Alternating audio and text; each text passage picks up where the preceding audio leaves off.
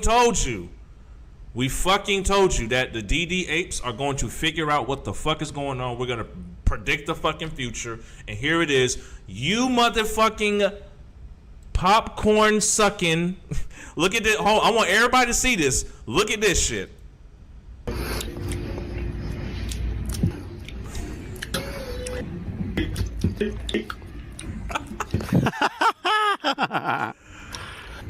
Gross. Oh shit.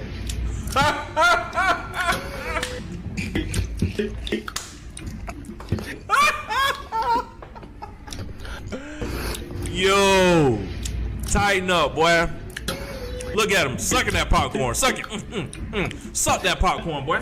Come on. Suck that popcorn, boy. Come on, man. Suck all the salt out that goddamn popcorn, boy. This is a cleanup operation. Who you heard that from? Jeepers Creepers? Come on, man.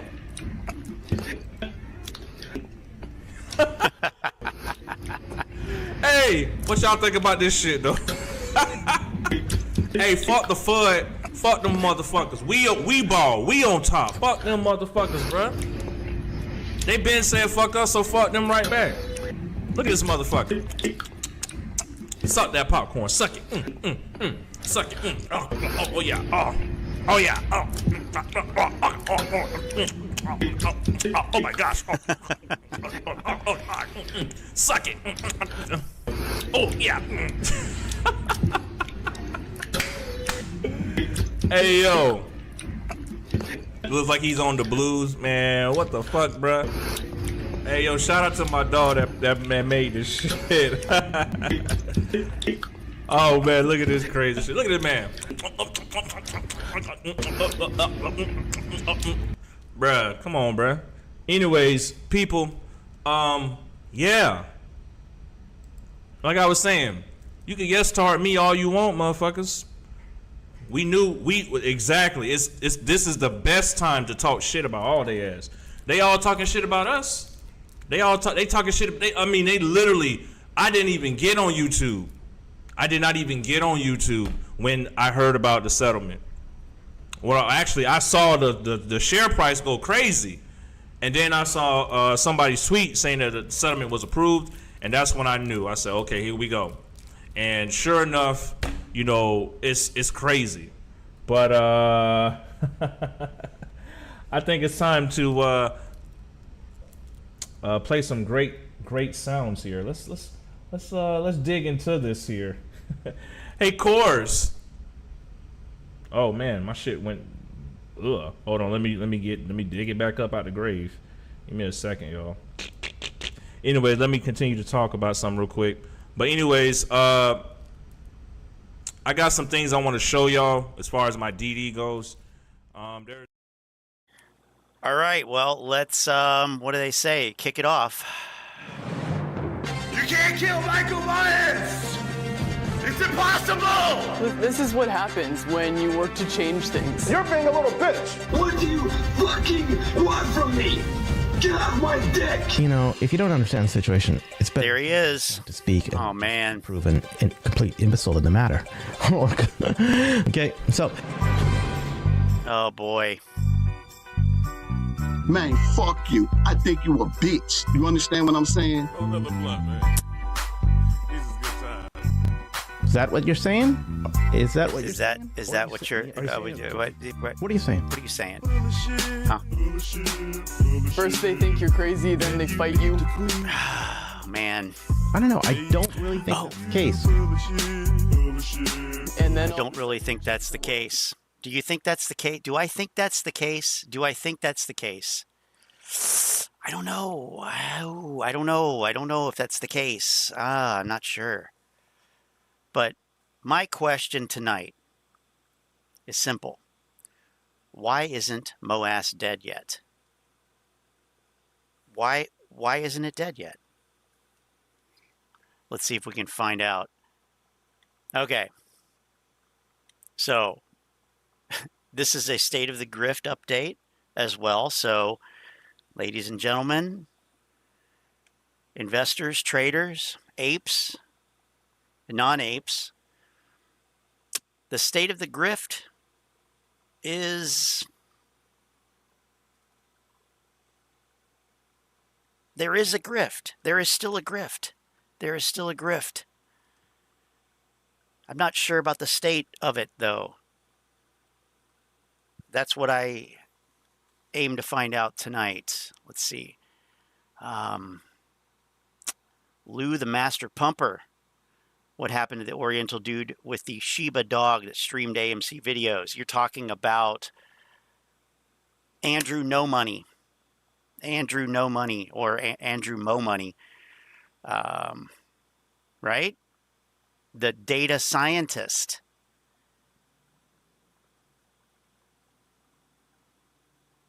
He comes out of the woodwork once in a while.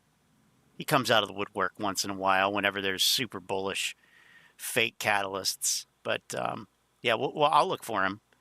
Apes are in contention, what's up, Bad Back, for being the greatest group of failures ever to be assembled. Speaking of failures, Claybro. Okay. Speaking of stock and crypto creep. Whoops.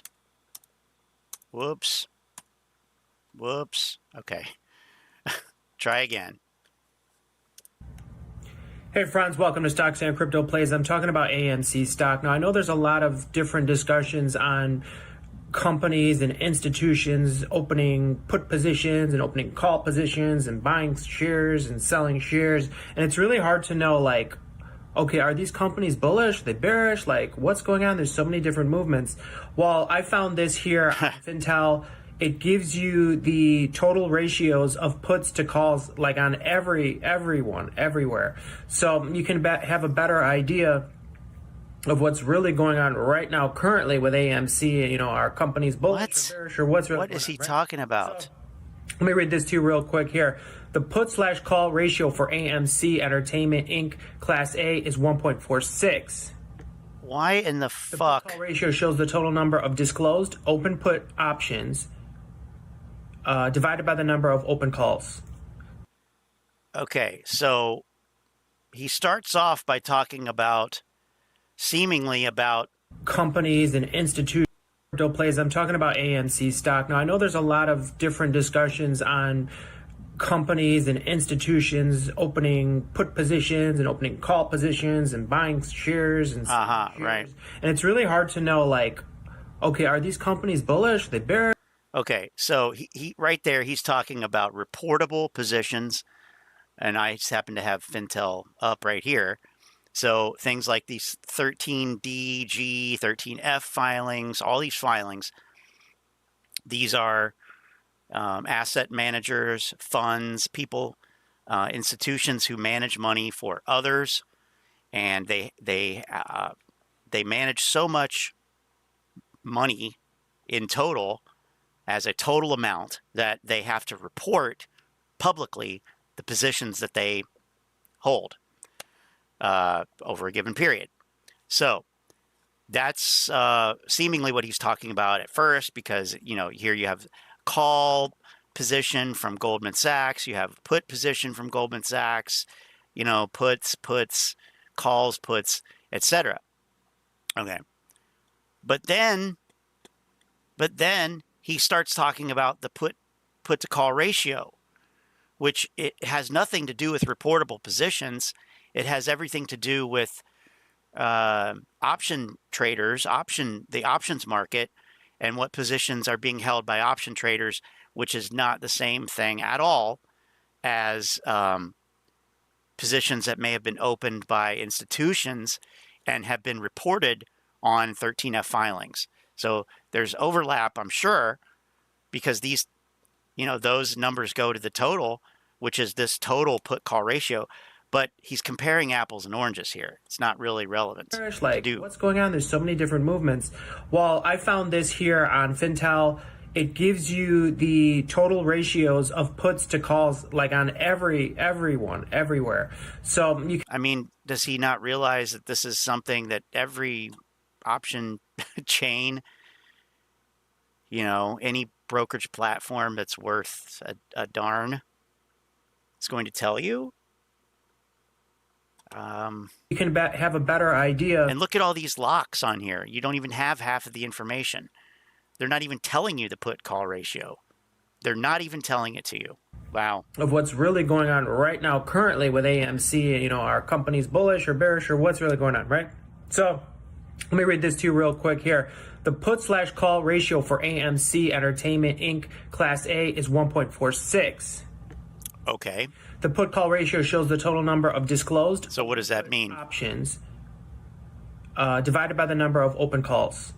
Since puts are generally a bearish bet, which means they think it's going to go down, and calls are a bullish bet, which means they think they're going to go up, put-call ratios greater than 1 indicate a bearish sentiment. So if it's greater than 1, they think it's going to go down. And ratios less than 1 indicate a bullish sentiment. So if it's less than 1, they think AMC stock is going to go up. Okay, based on these ratios, these are called analytics. So right now AMC is at a 1.46, and that's ranked 875 out of 143,646. Wow, that's pretty darn good. But it's still above a 1. So let's take a look here. What is he talking about? A little bit more of a deep dive, okay? So I've reviewed this. I've studied it. Let's do a little bit more of a deep dive.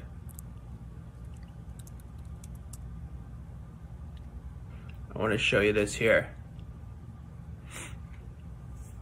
Okay, right here from August 18, 2023. This is updated daily.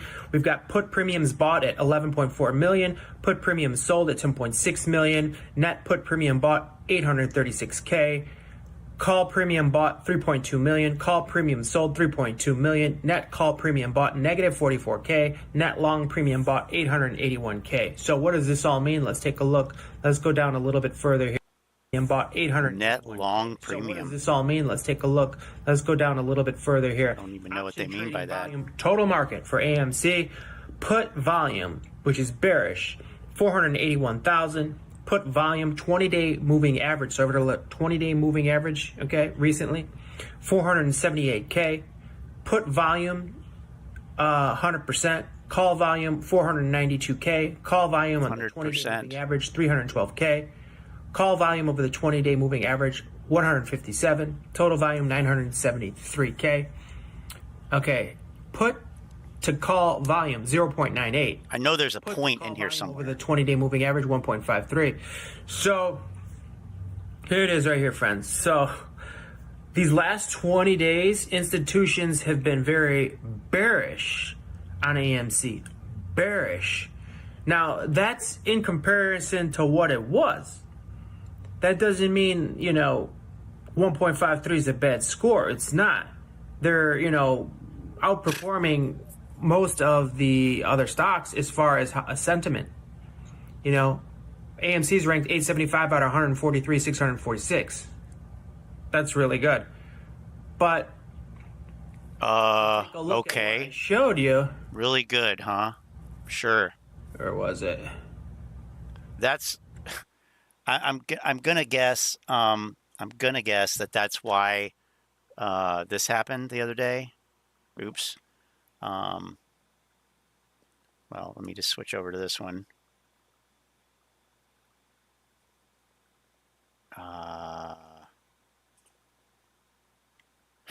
Citigroup trims price target to 155 from 165. Maintains sell rating. Awesome. All right.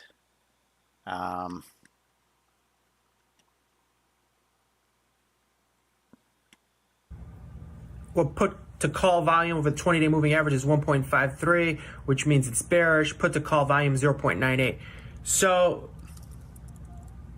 really, it was stronger prior to these last 20 days. So what's happened in these last 20 days that would cause institutional ownership and people that are buying on the call options and the put options, what would cause them to become more bearish thinking AMC would go down in the last 20 days? Any ideas, friends? It was Judge Zern approving the revised settlement. And so these companies said, oh my God, they're going to approve the reverse split. They're going to approve the APE to AMC dilution. Then Adam Aron, CEO, says he's going to dilute up to 400 million new shares. I don't like the sound of that. So these institutions, they put out puts. They bought puts on the call options, which means they think it's going to go down. Okay, so that put us at the 1.53. We were much stronger at the 0.98. But the put to call volume over the last 20 days, much worse, 1.53. 0.98 was bullish. Okay, now we're in a kind of in a bearish sentiment. Now, keep in mind, this is just based on the options chain, okay? The puts and the calls. So I wanted to share that with you, friends, just that piece of it, and, you know, because someone could say, hey, this company bought this company bought that. Well, what about the whole market? What about the whole market? This is the whole market. This is from Fintel. They record all the data, okay? Hit like, subscribe, add notification, share the video with a friend. Oh, yeah, it is for the whole market. Very brilliant. Okay, check this one out. It's not financial advice, not legal advice for Here we go. educational purposes. Here we go. I say in my opinion. Please don't make any financial decision based on anything I say in these videos. That being said, hit the like button, subscribe button, all that YouTube algorithm stuff, so you get the videos I put them out. See what I'm thinking, see I'm analyzing the data. But like I tell you every day, they release us as false. Somebody gives a false narrative. We can make bad trading decisions. Listen, so listen to me tell you that the data that they released to us is false, and it's meant to give us a false impression of the market. But here I am. I'm going to flap my arms and bitch and moan about that very false data, fraudulent data, counterfeit data. Listen, he'll do it right now. Listen. the bad actors, the hedgies, and their co-conspirators, I'm not saying they ran out of counterfeit AMC shares, but it sure looks right. like... How would you know that? Because the data that they give you is false. We can't determine that. You've already established that it's false. So you're going even further out on speculation here? I don't know. I guess they are tired of printing those counterfeit shares and we buying them up. For over 2 trading days, since 10 a.m. on the 16th, there have been zero counterfeit AMC shares available to short. Okay? So all day Thursday, all day Friday, 0 shares available to short, but somehow...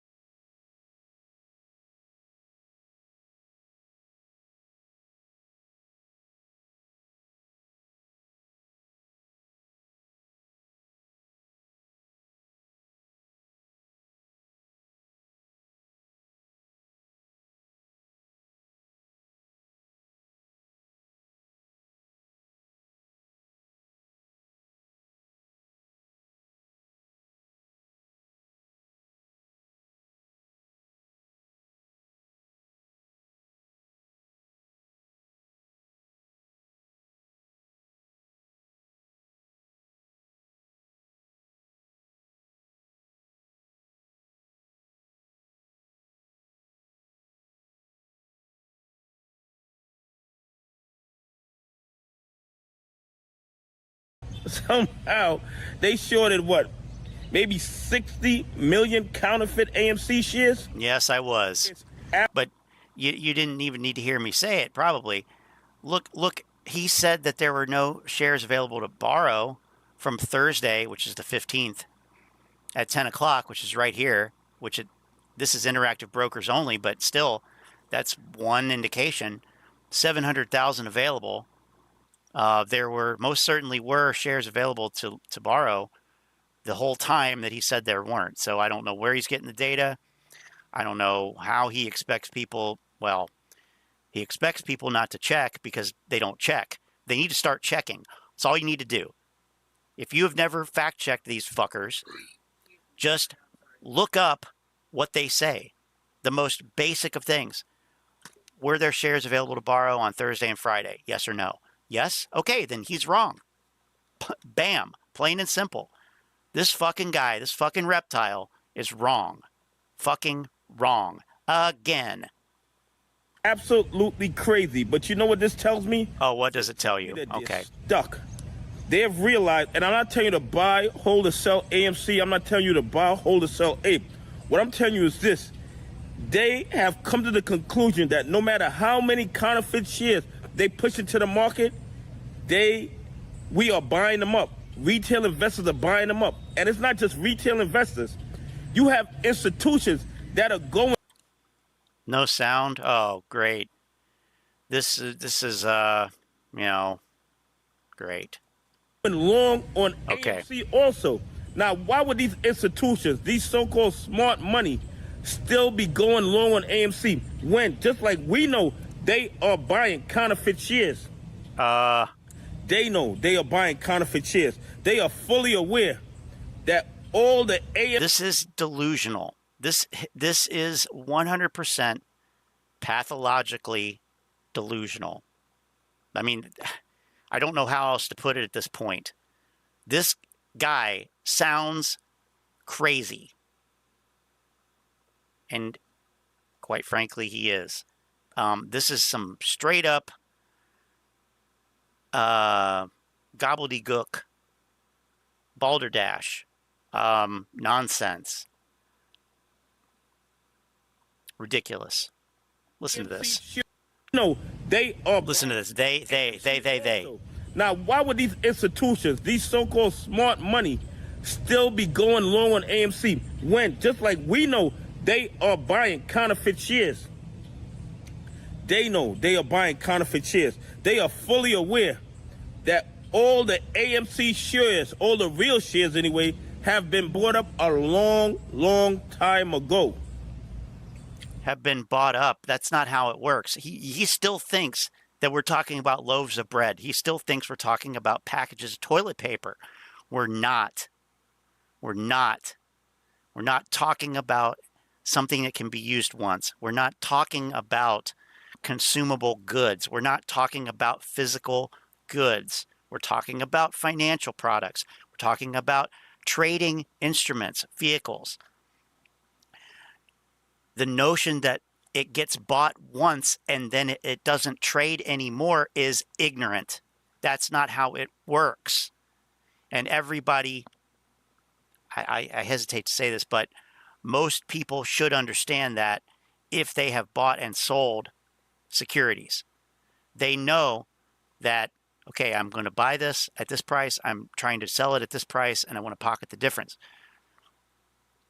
That's what you do. So to say that the shares have been bought up, that's not really, that's not it.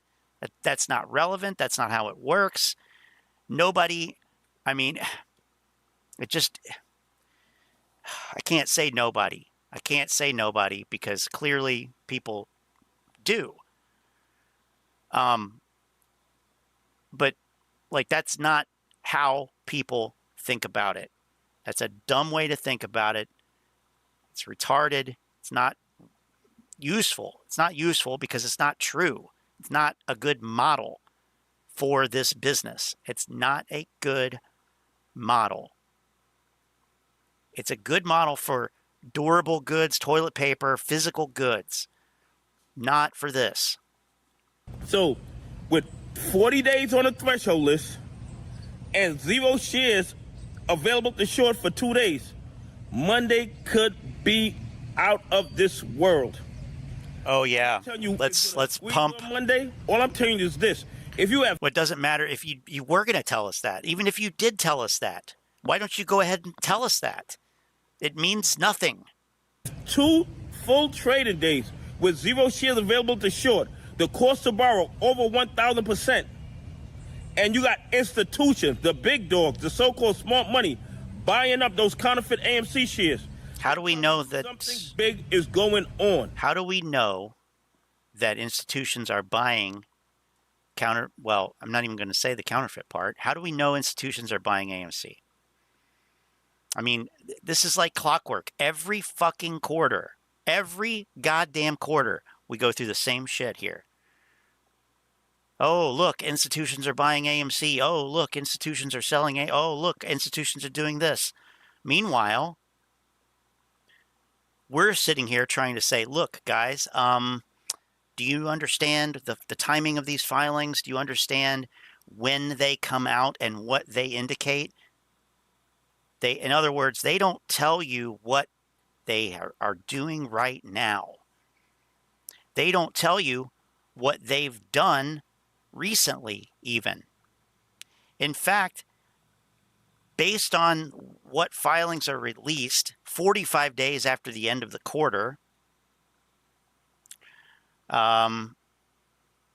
which, by the way, the end of the quarter was July 1st, June 30th.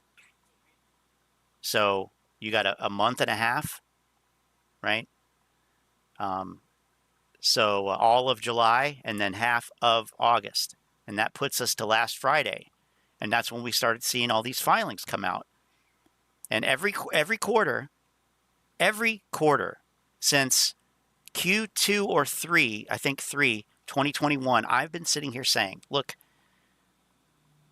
if the YouTuber tells you, look, the institutions are buying, you better buy, they are either ignorant or they are running a grift. And it still applies. It still very much applies. Because those filings don't indicate that. They don't indicate that at all. You've had a month and a half pass since those filings were accurate, since those filings actually indicated what they held on the end of the quarter. There's been a month and a half so far. Has anything happened in that month and a half? I think so. So I'm just saying, every quarter, it's like they forget, they never knew, whatever. It's retarded. I mean, it's insane. And I like after the first 2-3 quarters in 2021 of talking about this, I was like, oh okay. Little did I know that it would continue in perpetuity. What you think? Do you think something big is going on behind the scenes? No. Because the big dogs are buying AMC. The big dogs are not buying. With 0 AMC shares available to short.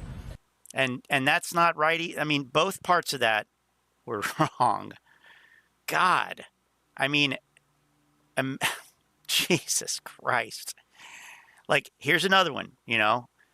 Institutions, massive increase in AMC shares. Right. Okay. Sure. Now,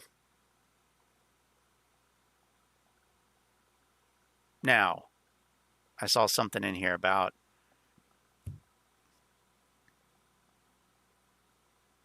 the worst earnings. Big trouble for shorts. Oh my God. Zero data.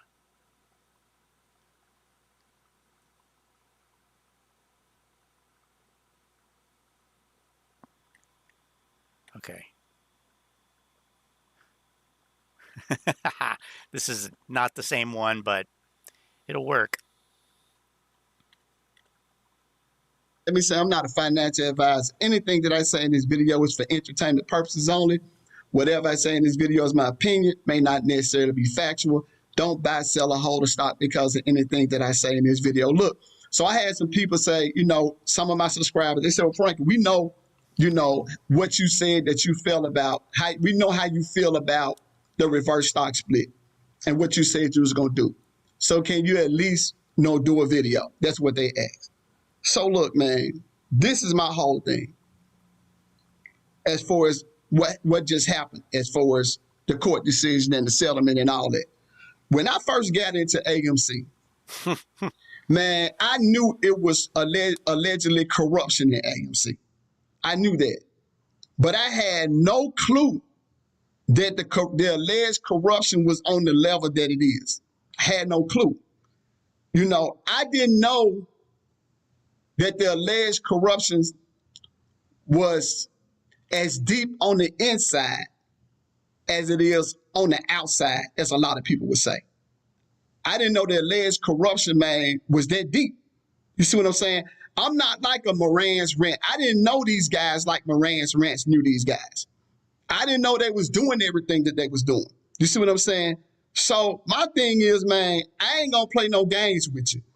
You know, I ain't finna lie to you. I said a while ago, I said if Vice Chancellor Zern approved that settlement, which I think is garbage, I said if she agree with this settlement and we go through a reverse stock split, conversion, and all that madness, I said that I was gonna sell everything. And that's exactly what I did. Immediately when I saw, that's just me. Don't do what I did, man. Do you? Because I could be totally wrong for what I did. You know, but when I saw that, I sold everything in the after hours. See what I'm saying? See, look, when you got the type of alleged corruption going on in AMC and the type of people that's involved, and when the court system or the legal system make a decision that they don't want to do nothing about it, the powers that be don't want to do nothing about it. Nobody wants to do anything about the corruption that's going on in AMC and the retail investors getting robbed. See, when things get to the point to where you can't get no justice in the court, see, for me, that's an indication for me that that was an indication for me that I need to get out of the short squeeze play. That was an indication for me that I need to stop holding this stock. I didn't say not make money off the stock. I said that's an indication for me. I need to treat the stock just like any other stock. There's an indication for me that I don't need to be holding this stock, and I need to get out of the short squeeze play. That's just my own personal opinion. That's how I feel. And see, I lost money when I sold, but I'm cool with it. You see what I'm saying? I've already mapped out a plan as to how I'm gonna make my money back. And not only that, man, I got a peace of mind now. I don't have to deal with a lot of madness that I was dealing with. So I'm good because my peace of mind is really important. And see, when it comes to, man, our stock, AMC stock, I feel like this stock is ran and is controlled by a lot of satanic people. Satanic? Interesting. I don't know where that came from. I don't know what evidence he has for that one. Satanic. They straight devils. Devils. And I think these individuals in our financial system, this is my personal opinion. It's how I feel. May not Well, it's not factual. But you know, oh God. Oh my God. I said to be factual. But in my personal opinion, these guys live their life by principles of greed and class warfare. Whoa, greed? You mean like saying that you want to get $1 million per share on a worthless stock? And class warfare, like going on and on and on about the fucking 99% and 1%? Like, let's see, you have done this whole fucking time? Are you fucking kidding me? You're gonna have the fucking nerve. Wow. What a brain dead fucking piece of shit.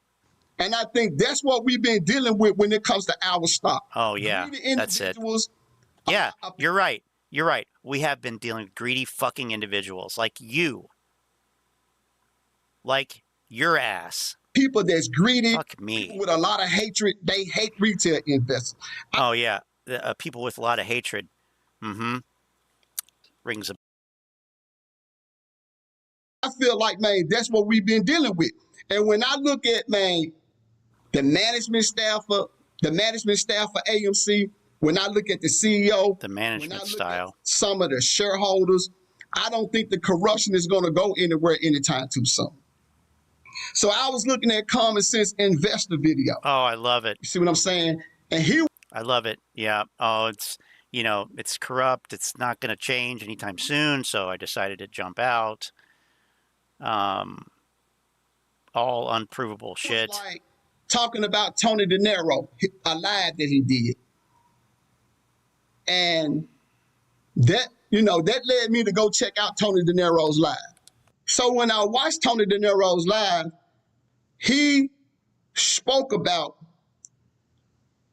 when he started to believe that AMC would not squeeze. And I think he said it was around about a Thanksgiving holiday or something like that. At that point, at first he thought AMC was squeezed, but there were some things that took him to the conclusion that AMC. Oh yeah, some things took him to that conclusion. Then he said, I don't know. Things that maybe he learned about here. I'm just saying. that he didn't think that the shorts was going to leave our play. Then he said that he don't think because of a CUSIP number change, the play is going to squeeze. And then finally, what I picked up, he said that he don't think that AMC is going to pay down all their debt. He kind of touched a little bit on what he think they're going to do with the money. And with most of those things, man, I agree with. I appreciate his candor. You understand what I'm saying? And see, he said that when AMC got to $6.50, he said he sold. So he turned around, he said he sold all this AMC and he bought 8. And when 8 just ran to $2.36, he said, man, he sold everything. He's no longer in the play. He said that he'd get back in the play if the stock price ever reached $17. So he played the play the way he want to play. I can't tell a man what to do with his money. You see what I'm saying? Those are the things, man, that he see. You see what I'm saying? And this is what he said to me, what I want to share, I think that's important because it's people still in the play. He said that he felt that 8 is going to convert at $2.70, and he feel that AMC is going to convert at $2.70. And after it's all done, the conversion price is going to be $27. Now, he admitted, he could be wrong or he could be right. But I will say this. If for some reason, man, that he's right. Okay, well, he's probably not going to be, but that's a good segue into this. So let's just go ahead and go over there to this. So 1 second here to get this other source here.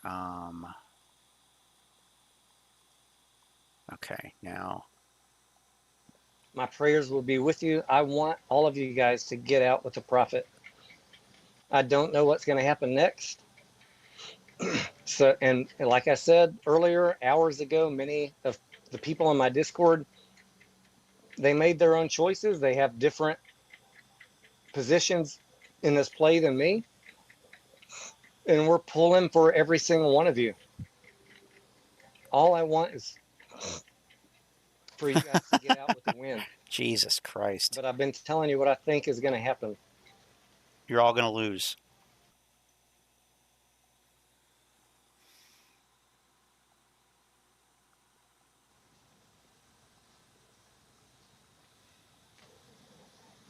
Someone please boot Joe Rich. Steven, drop another comment. Let me see if I can make you a mod. I don't got time for pussy ass bitches. We've been very clear what was going to happen on this channel. You don't like it? I'm sorry.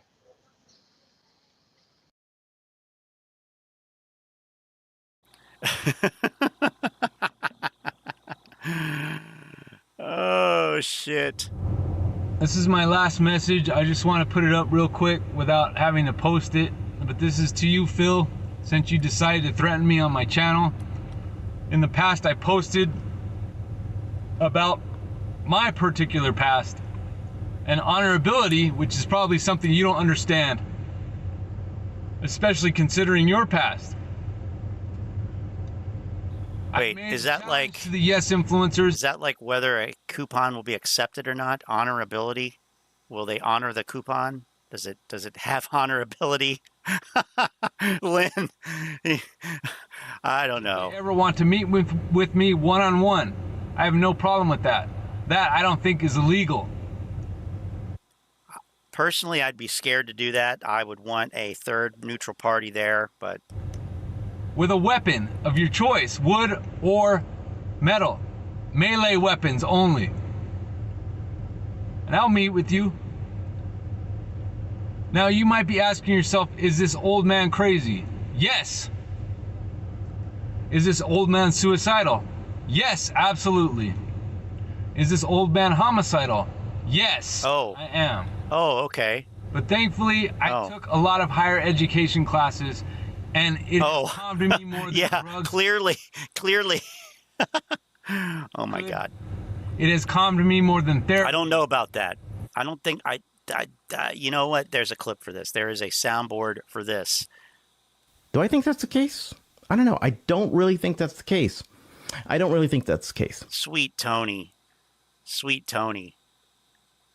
left us with some great quotes, some great quotations. He can live on through those quotations. So that's up to you. This is not a threat to you. But you have to do it alone, which I realize is probably impossible. You can email me at ivtaculus, ivtaculus @gmail.com. I made this same suggestion to other people. I don't mind to fall. I don't. I passed the fear stage. I passed catharsis. I'm at rationality.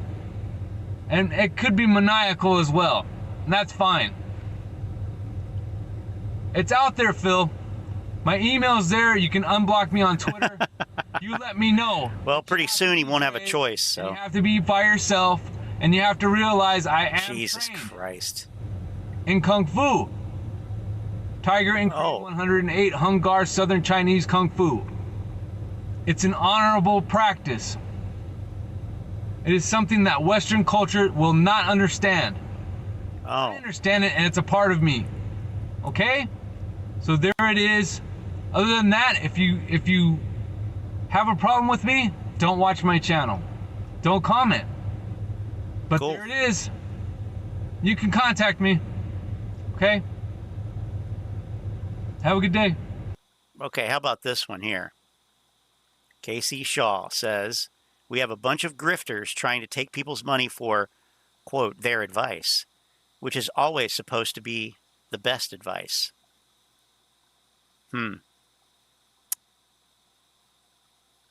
How about that? KC Shaw saying we had a bunch of grifters trying to take people's money for their advice.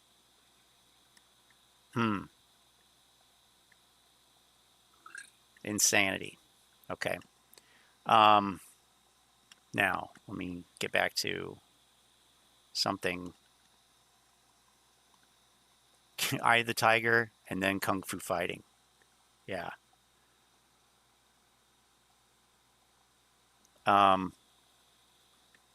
Lynn, if you feel like chatting, just saying, I'm going to do the thing. Here it is, yes.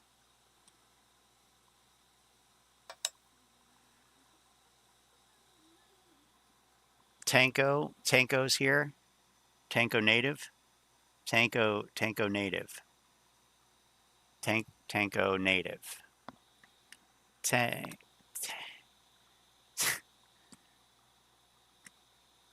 Right. Tanko native.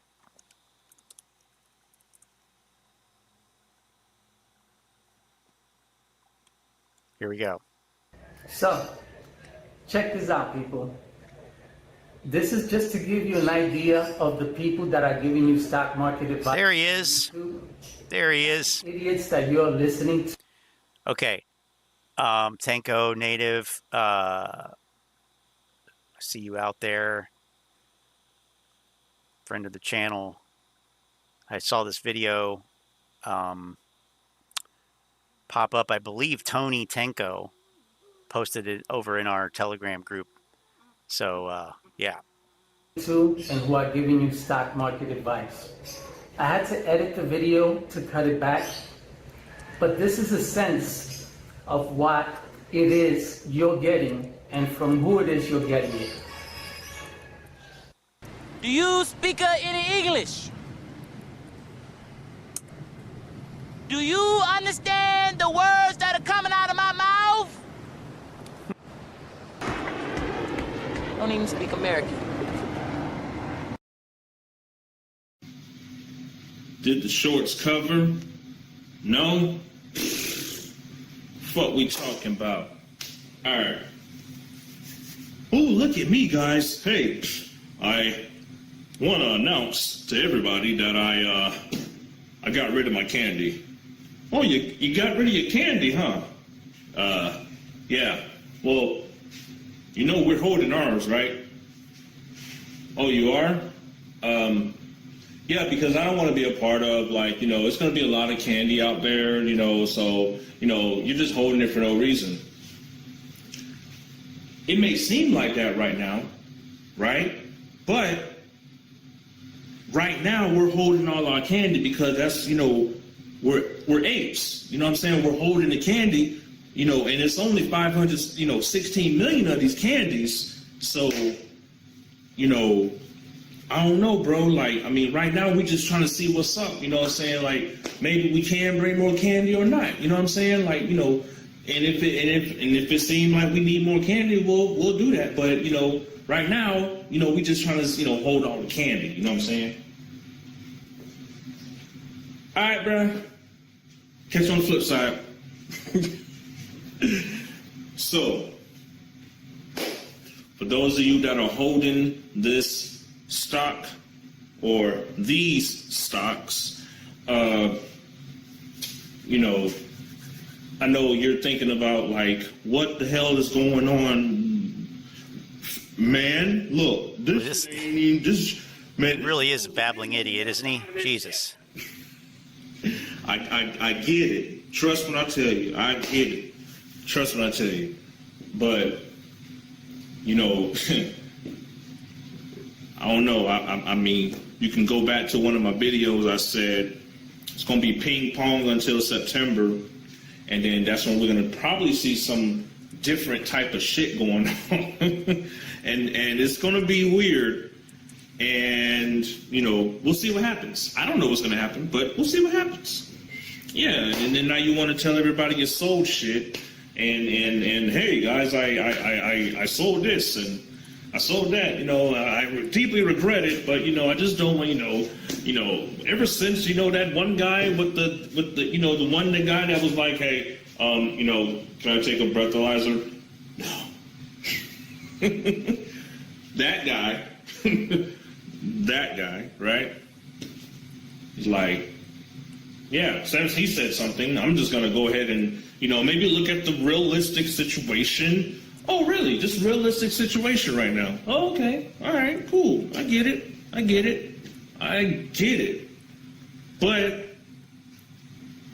But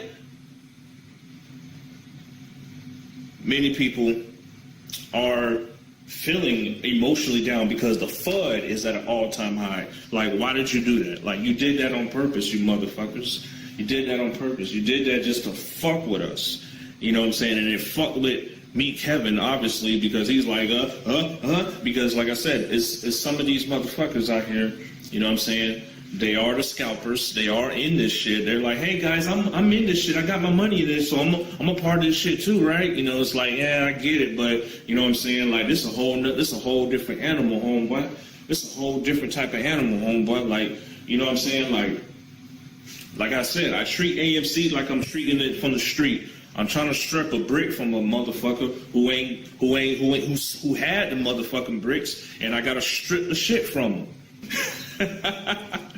Anyways, yeah, man, like, you know what I'm saying? Like, the whole reason why you know, and it's crazy because many people say, you know, and I get some of my, you know, constituent subscribers that I talk to and I deal with. I understand how you're feeling right now, you know, because if, you know, what if that shit goes crazy tomorrow? What are you gonna say then? Like, it's gonna be like.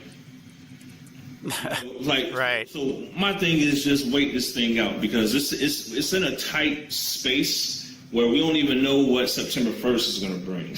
You know what I'm saying? And so forth. There's only a certain amount of. Oh, we don't. Out there. Okay. So this candy is at high value right now. You know, there's you know, it's at high value right now. So, you know, you want this candy, man. Like I said, you know, hey, it's only a certain amount of shares. So guess.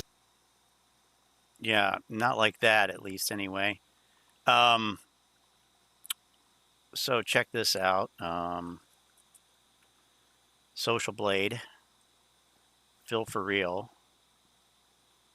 right? I know it's a little crooked. Let's see if I can reset that. Shit.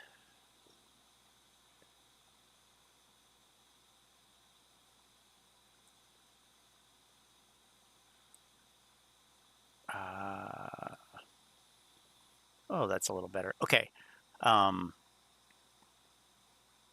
Unfortunately, he is enjoying a little bit of an upswing in popularity. Look at this. On a monthly basis, he's had a wholesale doubling of views.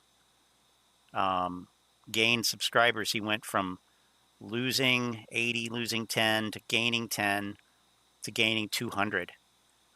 And then if we go to a weekly statistic, so I guess it's a little bit less pronounced. Maybe it's, you could even say it's waning now, fading, but yeah, interesting.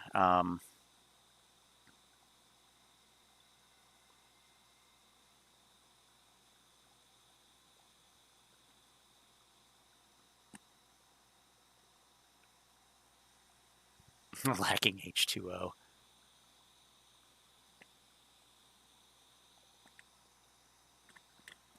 Okay. Go watch the rest of the video. Looks like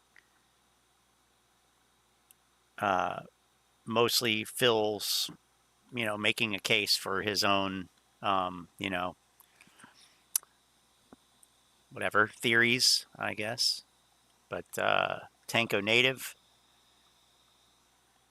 Yeah. Just like to see stuff from him. Okay. Now, what about this Mike? Professor Mike? Professor Mike explains. Here it is. All right, Professor Mike. Why in the hell did Adam not let retail ask questions, is what I'm hearing. And number two, why do they release the earnings in the morning pre-market? Not to allow any rhythm to get built up, anticipation, people will be curious and excited of what's going to happen. No, they released it so early.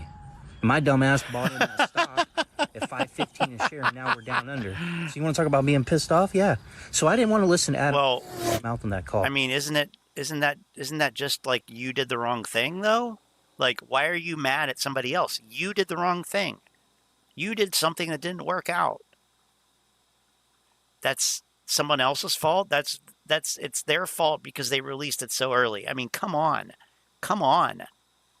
What I want to listen to is, if you've made it this far in the video, drop your comments. I want to hear what you think of that call. I'd rather hear all the comments. I didn't listen to it. Get a better feel of what everybody thought. Your honest, deep opinion.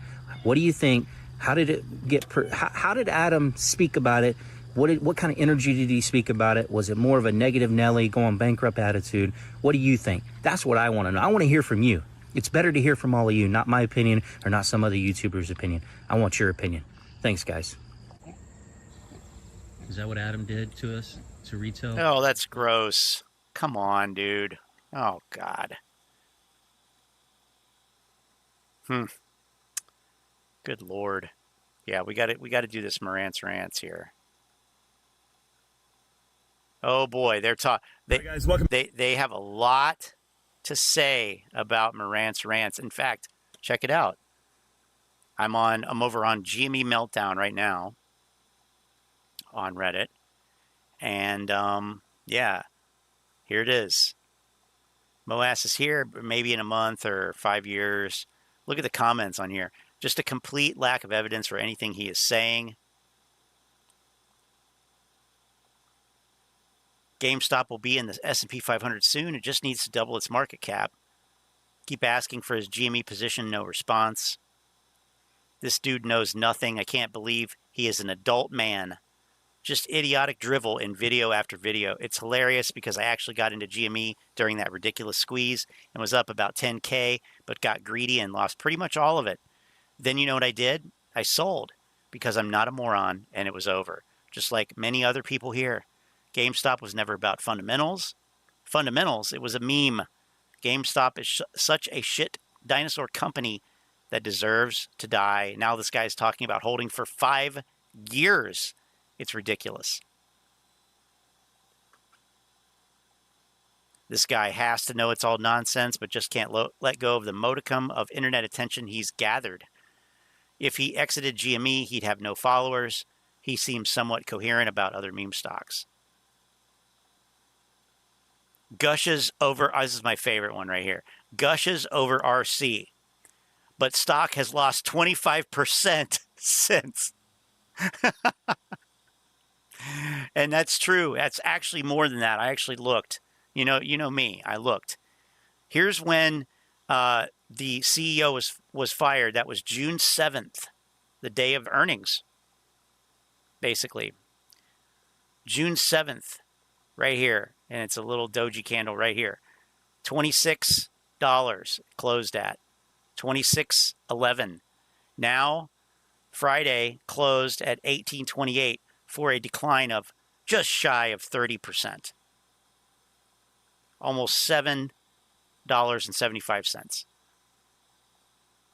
So that's it's more than accurate. What dividend is he talking about?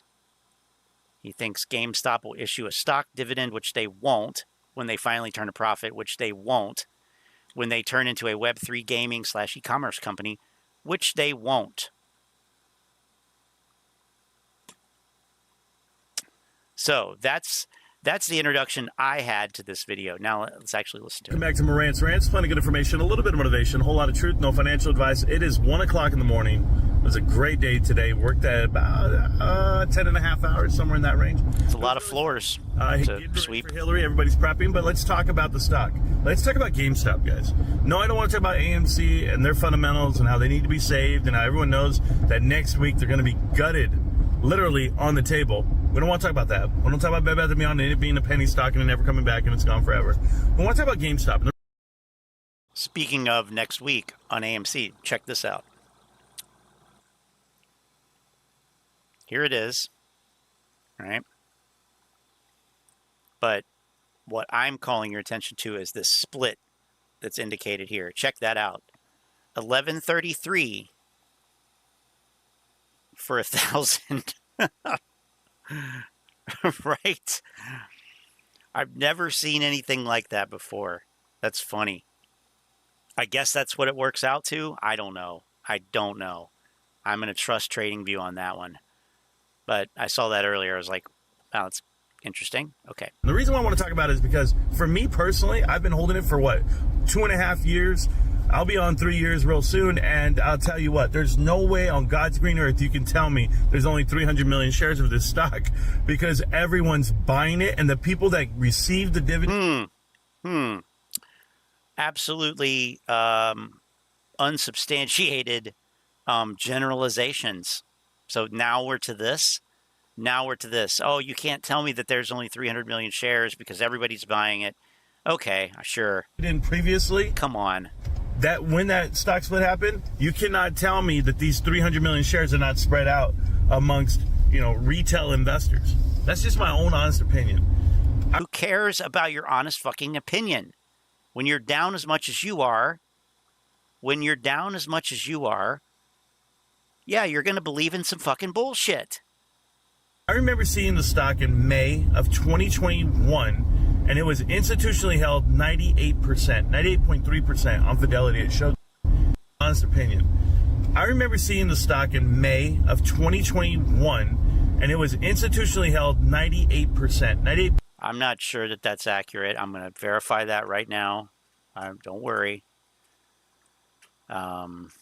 Yeah, it's the fundamentals. Yeah, that's it. You got it, Ron. You're learning. 0.3% on Fidelity. It showed that. Now, I've been looking at other stocks like Cinemark right now is being reported over 100% owned by insiders or it's what? No, that's crazy. That means that they're really. Where did it report that? Where did you see that? When? I mean, come on. Shorting Cinemark, and they plan for it to fail at some point because the movie industry has failed, right? But GameStop's not that. The movie industry has not failed. If anything, the brick and mortar video game industry has failed. Listen to what he said. I mean, it's beyond absurd. To fail There's no way that you can take this seriously. That means that they're really shorting Cinemark, and they plan for it to fail at some point because the movie industry failed, right? But GameStop's not that. Yeah, I mean, yeah. What is he even talking about? What is he even talking about? They made 26 cents a share. They beat the revenue estimate by 72 million. What are we talking about here?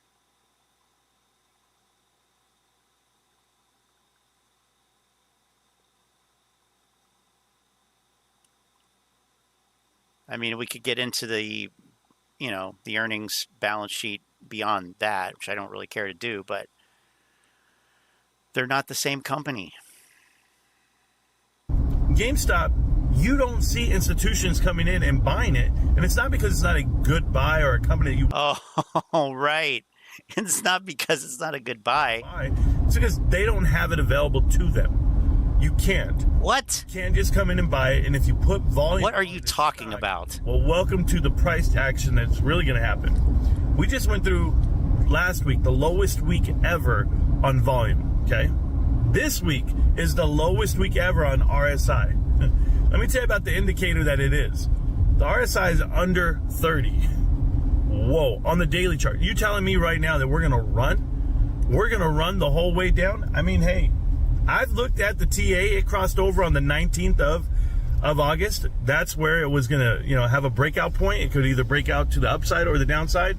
And if that's going to happen on the 19th, well, I'll be here for it. I'll be here to see it. But that's going to be, the next day. The 19th.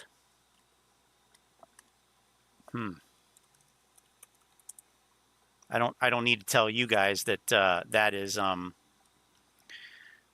today. Today's the 19th, Saturday. He just said the 19th, right? Breakout point. It could either break out to the upside or the downside. And if that's going to happen on the 19th, well, I'll be here for it. I'll be here to see it. But does he mean September 19th?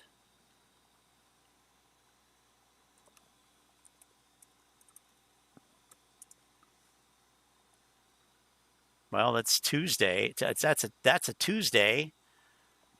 I don't know. That's going to be, the next day.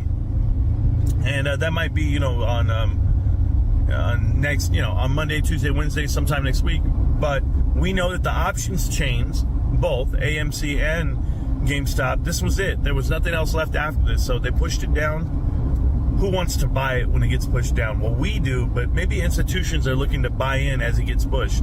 But you got to push it down, because I just think that when it's all said and done, and the fundamentals of GameStop outweigh the short thesis. And you know what? All it's going to take, guys, is a couple of quarters of profits, people to realize just what it means to have $1 billion on the balance sheet, to have... They're not going to have $1 billion on the balance sheet.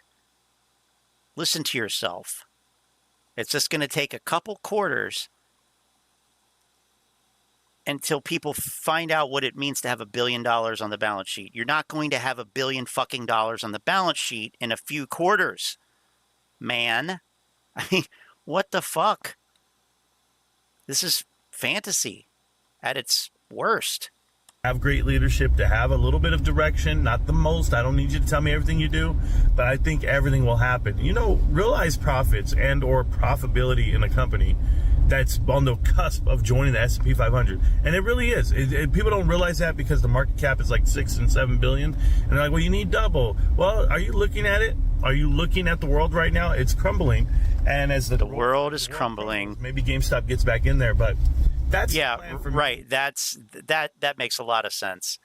And by the way, GameStop lost 14 cents per share, and they missed by over 100 million on the revenue. So pretty shitty earnings. Not good. Not good. Not good. Fundamentals outweighing hopium.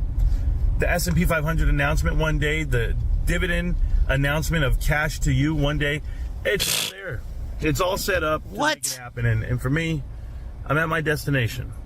No, not just because I pulled up in front of my house, but I'm here. I'm at GameStop, and I'm happy to be here.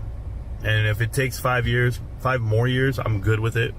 I'll still be teaching, learning, through this thing called life. So, yeah, maybe one day it's going to happen. Narcissistic fuck. There's DRS and enough people talking about it. DRS, yeah. You know, maybe. Oh yeah, that's the way. In a month or two, maybe because the movie's coming out and people are gonna see the movie and get triggered by it and be like, you know what, dumb money. Look at all these famous actors in this movie. What? Oh my God, GameStop's amazing. Well, what is this? You know, maybe they come looking for the information. Not saying that they're gonna be able to watch that movie and decide to themselves. It's still happening. It's still going. It's not. It's not still happening. Documentaries are just, this is what happened. You know, the Rod Altman stuff and the HBO docs, and I'm just telling you that we all know what happened. It's a time in history. It's great, but it's over. To it, because way after the manipulation of the stock or the halting of the stock, you've seen a complete transformation of this company, the leadership, and Ryan Cohen at the helm. It's awesome to be here today. Oh, yeah. Yeah, right. Fantastic leadership. Look at that leadership. Look at that leadership right there. Oh, man, that is some fucking masterful leadership.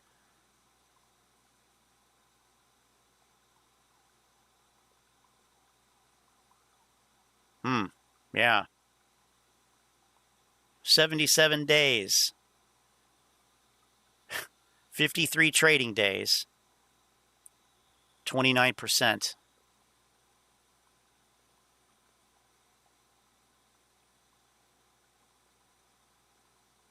And just looking ahead, we're looking at about the same, probably the same loss per share.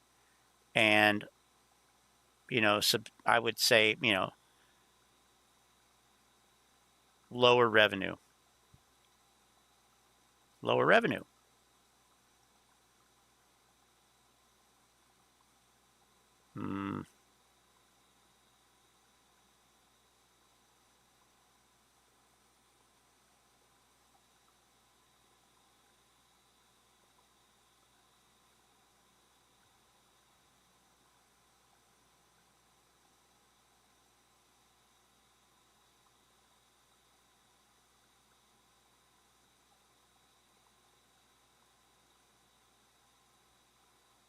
Yeah, they got $1 billion in the bank, but it's coming down.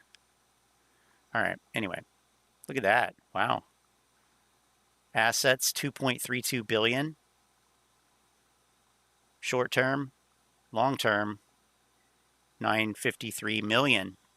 Okay, anyway. Yeah, nothing wrong with being a janitor, but he pumped himself higher than everyone else. Marantz provided evidence of synthetics for Cinemark and decided to buy GME for a squeeze.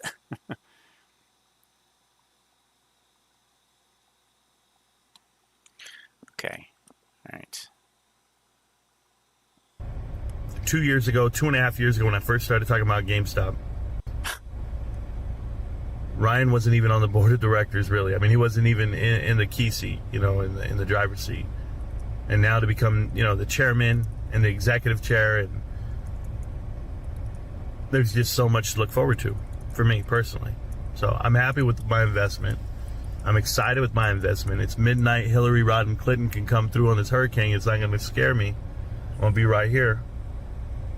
But I have GameStop, guys. You have GameStop. Start respecting exactly what it is. It's the monster. It's the boogeyman. And price action on GameStop, what a fucktard. No volume on GameStop right now. There hasn't been for a year, 2 years. Easy. Maybe one day here and there whenever they're reshuffling out some ETFs, but no. No price action on GameStop. No volume, no crazy stuff. But one day, someone's going to come looking for your shares. You ever buy something and you go, you know what, this is going to be valuable one day, but it's not today. I get that.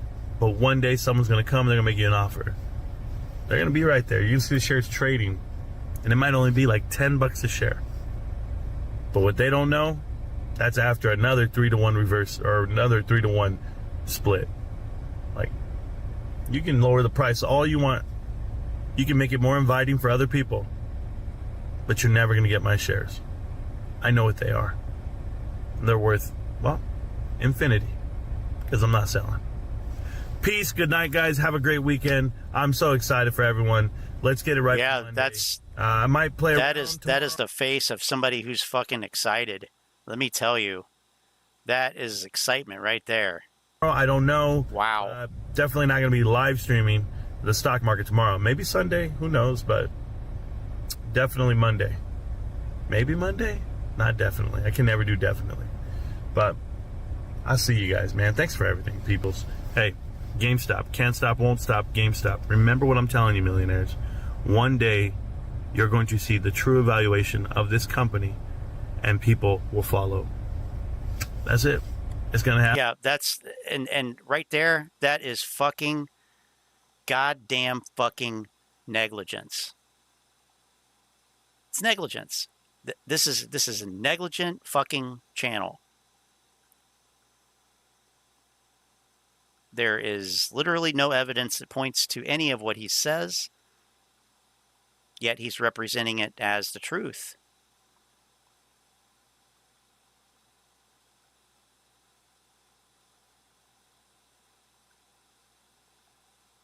That's it's garbage. Happen. They're gonna wonder, how the hell did you know? Rico knows. Nah. Peace. I'm tired, guys. I'm exhausted. Good night. Yeah, well, Jesus fucking Christ. Okay. SoFi had great earnings. Okay.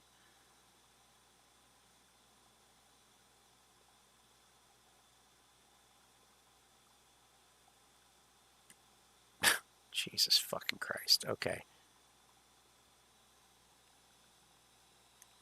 Phil by Al. Oh, God. Oh, God, Al. I know. So, okay, well, AMC Reddit update. Okay. Great. Al from Boston, let's kick it off. Hey, let's kick it off, shall we? Yeah, let's kick it off. There's a bunch of different people that are coming out with this. So Schwab did send out notifications. It wasn't bullshit.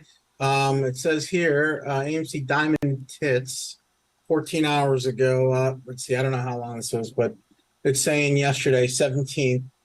So this went out on the 17th. I mean, who fucking cares? Obviously, no.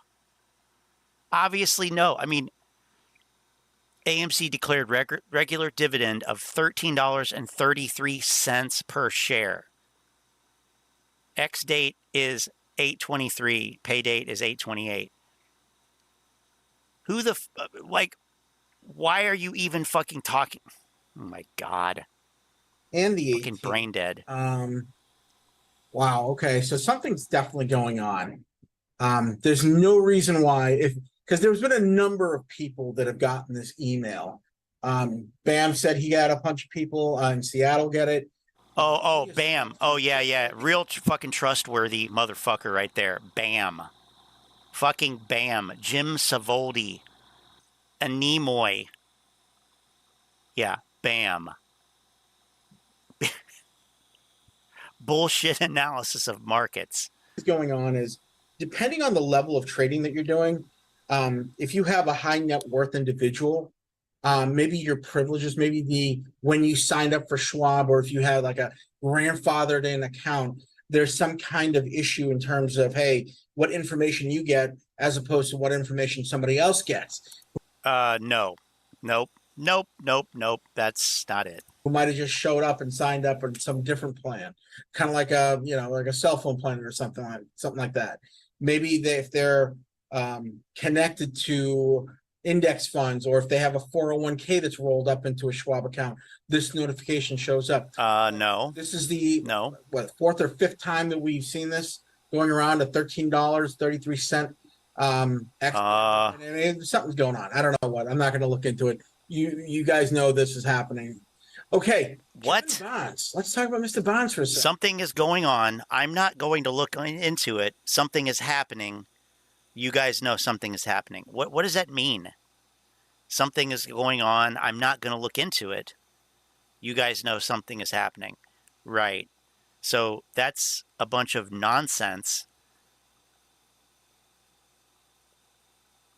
Straw man. Just garbage. I don't even really, there's nothing else to say. So wow. Kevin Bonds, Lynn joined the voice chat. That wanted to get a AMC shareholder meeting like 5 minutes ago. Lynn joined the voice chat. Did she? I'll believe it when I hear her.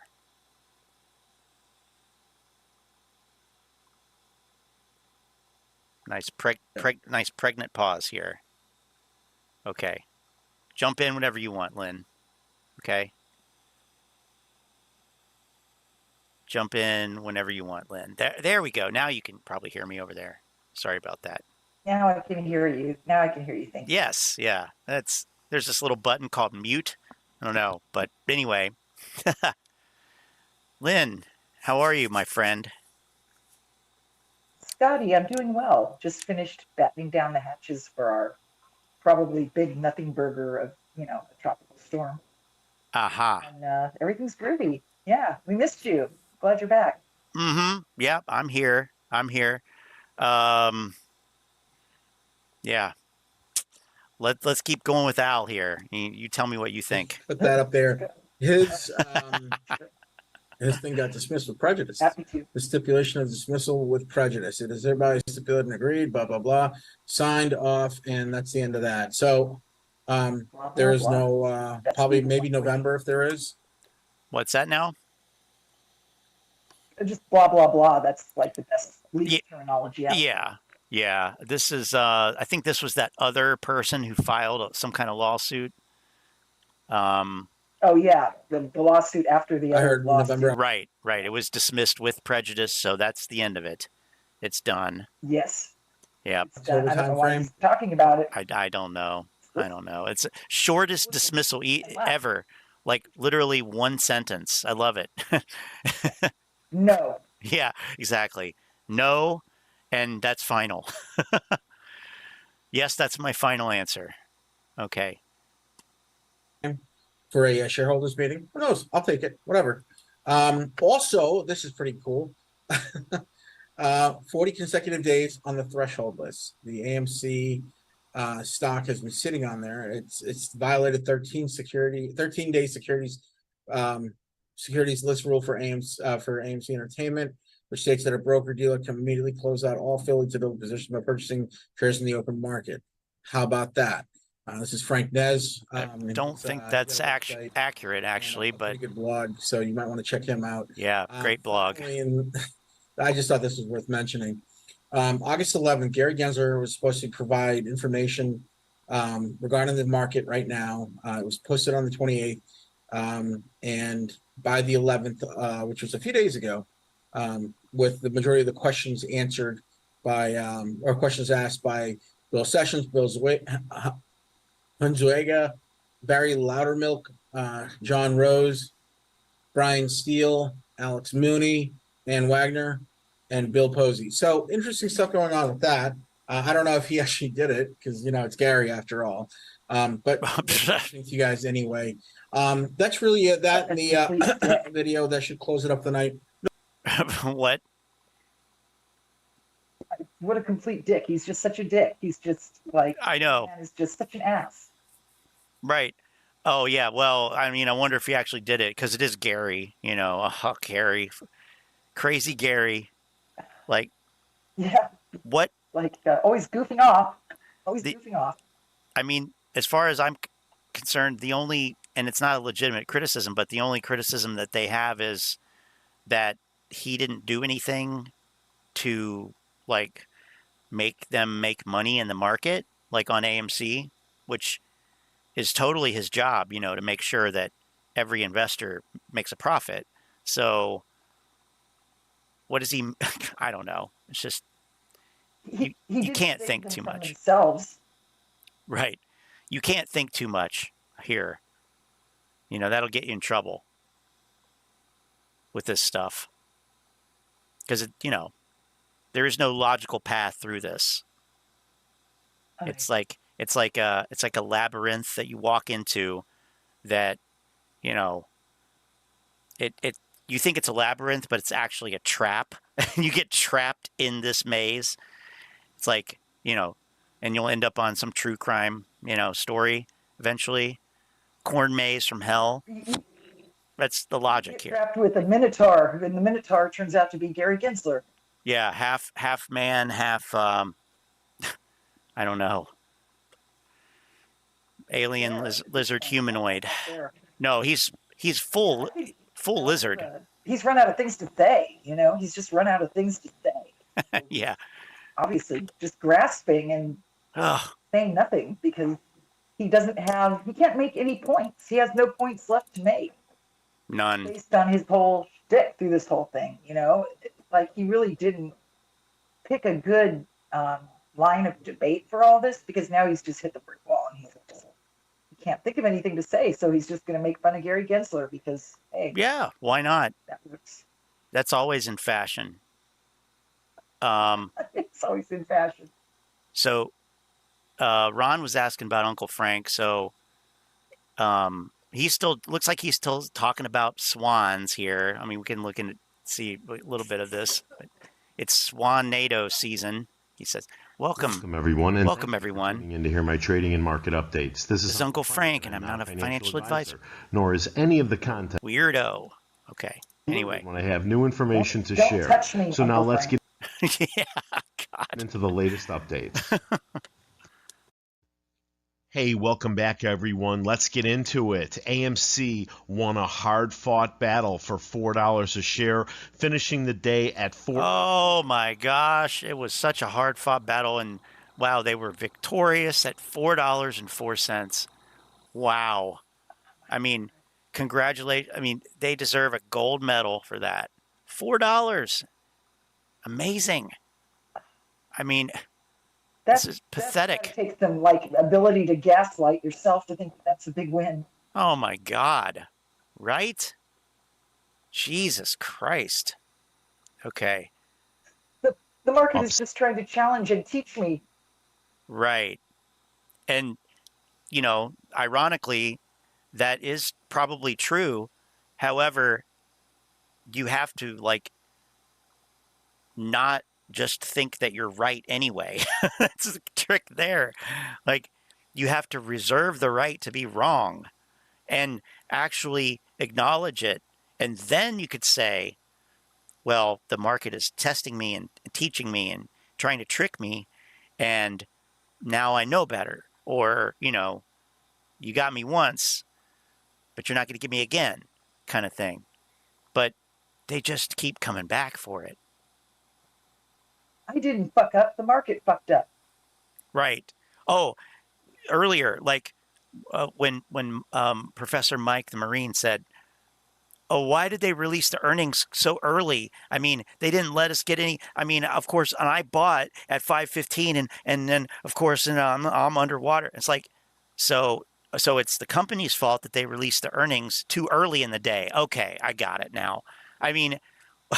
That's a new one. In 2.5 years, that's a new one. I haven't heard that yet. It's the company's fault that they released earnings too early in the day. That's a new one. That is a new excuse. So I guess Mike's good for something. But I mean, if only what it is. If only they had waited. If only they had waited a couple hours to release those earnings, Mike wouldn't have lost, you know, $1.50 per share that day. Oh my God. I mean, just goes to show you, you know, you know, the best laid plans. And then they come out with the earnings so early in the damn day, they ruin everything. Jeez. It's almost like they were trying to give everybody just a little advantage. Like, we're going to give you a little head start here. And then they turned around and complained about having a head start. Right. Yeah, exactly. Tanko's got some interesting information here. He says 17 people watching. Hit the like button. Hit the like button. Hit the thumbs up. Yeah, cool. Okay, let's. It costs you nothing. It's free to do that. True, that is true. Only free thing left in the world that you can do is to hit the like button. Yeah. Okay, let's continue with Uncle Frank here for a little bit. 7.73% on 64.3 million shares traded. The ape finished at 219, up 3.3% on 35.4 million shares traded, bringing the consolidated price of AMC and ape to 6.23, up 6.13% on 99.7 million shares traded. With about 10 minutes to go in the after-hour session, AMC is at 4.179, up 3.45%, and the ape is at 220, up 0.46%. Interactive Brokers isn't even bothering updating their cost to borrow. They've got 879 with 35,000 shares available, but over at Webull, I see a short selling fee rate of 1,067.91%. That's oh my God. Well, it might sound expensive if you are an idiot, and you don't realize that that's you're talking about 1,000% of what, $4. So I mean, yeah, I get that 1,000 is a high, it's a large number, and yes, that is $40. We're talking about $40 here. But we don't know how many shares that was applied to. I mean, there's a lot of things here with this. He's like the Ron Burgundy of YouTube. Yeah. True. Yeah. Well, there's actually a lot of Ron Burgundys. I mean, maybe, or maybe just the whole, fuck, what are they called? The whole news team there. Oh my God. The whole, Anchor desk. Yeah. Channel 4 team, the whole Channel 4 news team with Brian Fantana, Champ Kind, and Brick Tamland, meteorologist. I love Lamp. That's what, I mean, honestly, like that's basically, yes. Yeah.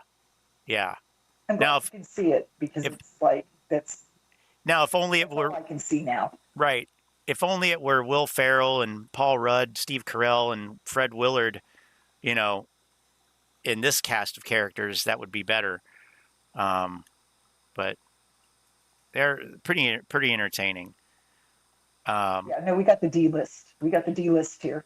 So, you're familiar with, the Christopher Guest cast of ensemble cast, Christopher Guest, Fred Willard, Catherine O'Hara, maybe Eugene Levy, the Spinal Tap crew, the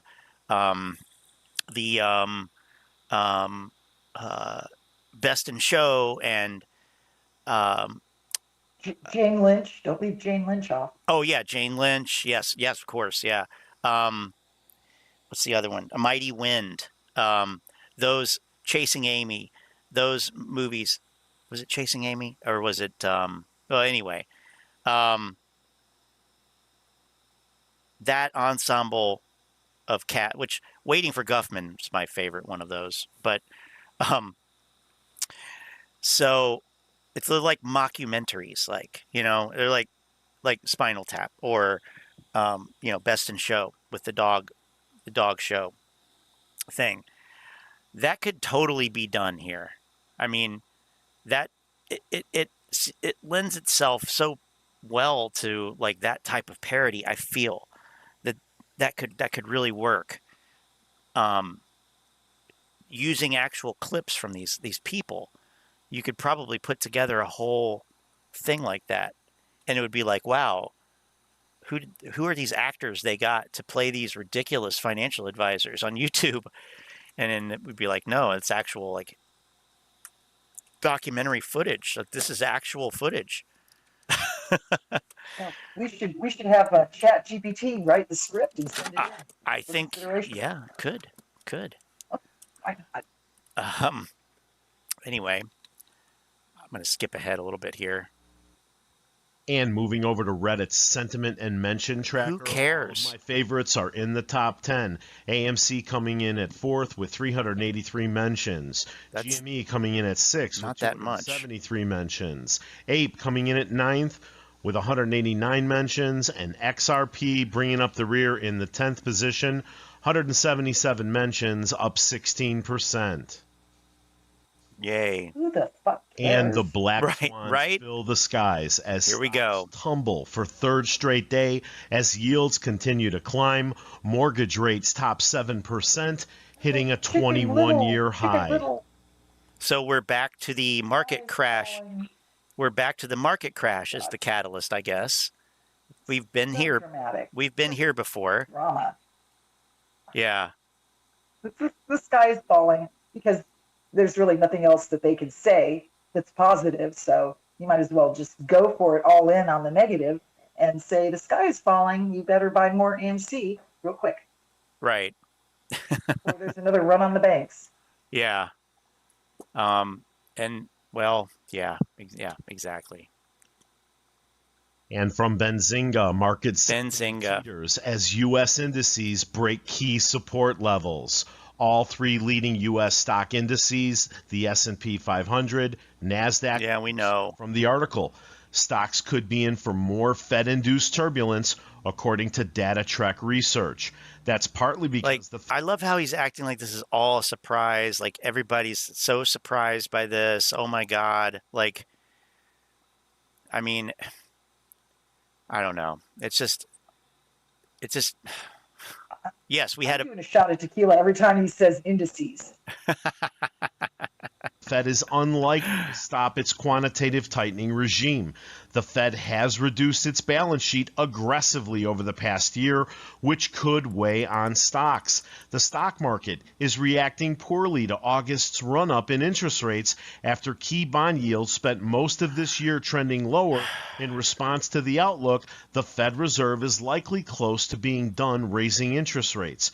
According to DataTrek, though, investors should buckle up for even more choppiness ahead. That's because even after the Fed stops hiking interest rates, there's another policy tool the central bank can use to keep tightening monetary policy: quantitative tightening, the central bank's practice of reducing its balance sheet to dry up liquidity in markets and tighten financial conditions. Oh, okay. And now for some international swans. China Evergrande Group files Chapter 15 bankruptcy in New York. And from Business Insider, China's tanking economy is costing major U.S. companies and could throw cold water on America's economic boom. And from The Telegraph, specter of hyperinflation hangs over Putin as Russian economy crumbles. And I think you guys are going to love this one. Is this a wild coincidence or what? Follow me over to the FINRA website under the heading Short Interest Reporting. FINRA requires firms to report short interest positions in all customer and proprietary accounts in all equity securities twice a month. All short interest positions must be reported by 6 p.m. Eastern Time on the second business day after the reporting settlement date designated by FINRA. Now, the current settlement date designated by FINRA is this past Tuesday, August 15th. The due date was today, August 17th. Yeah, it might have something to do with that run-up today. And guess when the publication date is? Next Thursday, August 24th. What has Adam got planned for August 24th? Well, by now you know The Class A common stock, AMC, commences trading on a 1-for-10 split adjusted basis for no good reason. It's also the last day of trading of AMC's preferred equity units. What do you mean for no good reason? And it's also the record date set at close of business for holders of Class A common stock entitled to litigation settlement payments. So anything can happen by next Thursday, Adam. I sure hope that we don't get a peek at that short interest before your reverse split. Why? Oh, that would just ruin everything, wouldn't it? Yeah, okay. God damn, this is so fucking stupid. I can't listen to this. It's so, oh my God. Is he reading off a teleprompter? Like, I don't know. he's reading off a teleprompter. I mean, yeah. It sounds like something. That's for sure. Holy shit. Okay, so here's, let's see. Here is, who is this here? This is, I don't know who this is, but this looks like it's going to be good. From Manny. Friends, it is now time to mourn the lost. Those that have sacrificed the most in this AMC lawsuit. The ones who have lost everything. I'm of course speaking of the thousands of trees that died because of Al from Boston's frivolous motions before the court. They sacrificed everything for the annals of legal history. For that reason, we will have this moment in honor of them. Bugler, if you may.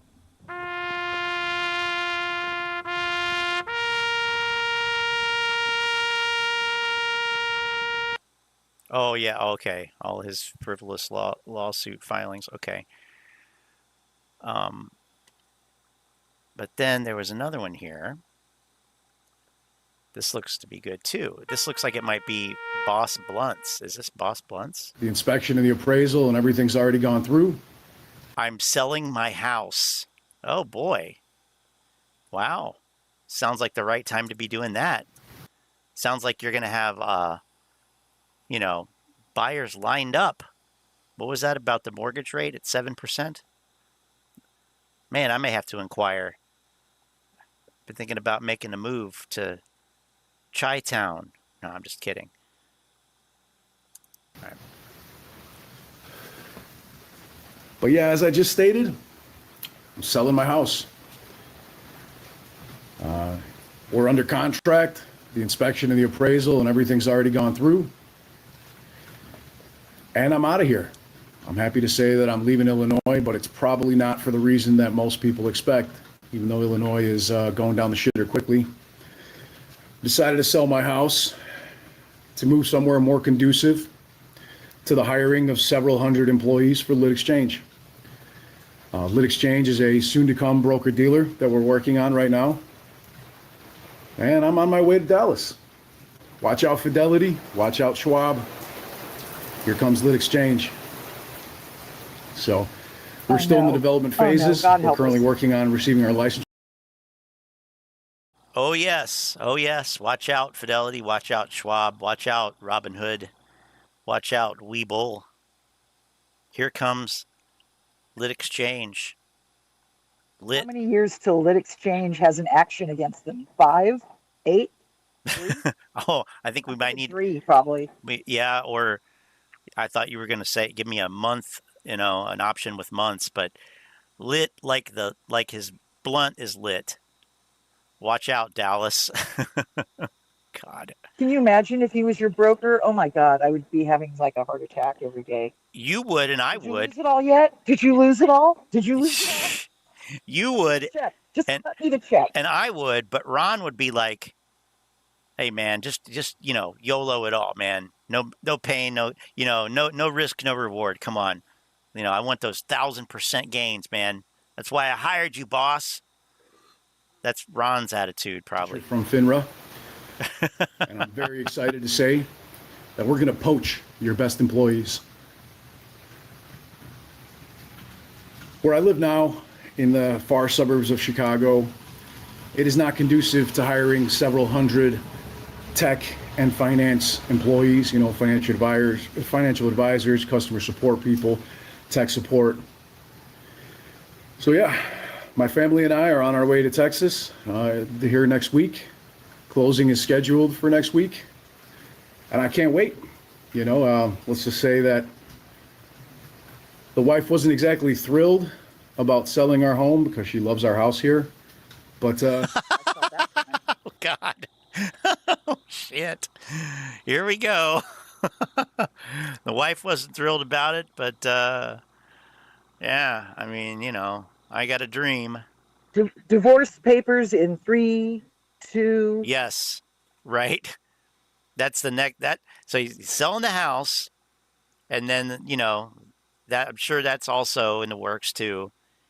So he's like, I'm selling the house, and I got another legal matter to take care of, and then I'm going to be hiring hundreds of people.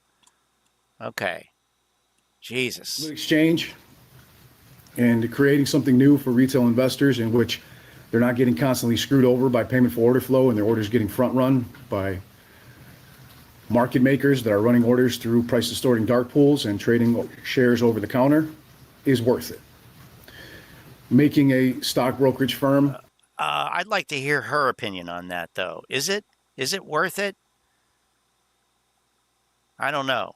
I think she probably has something different to say about that. Imagine this motherfucker is your boss.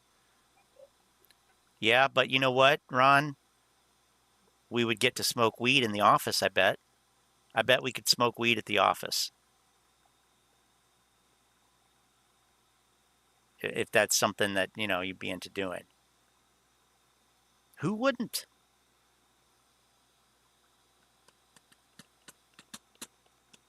Fascinating. Where I feel my children can trade and their trades actually make a difference in the stock price is worth it.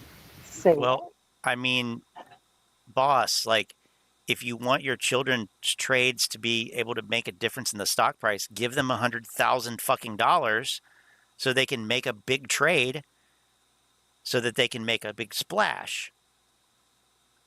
The reason your kids' trades aren't having an impact is because they're buying half a share on Robinhood.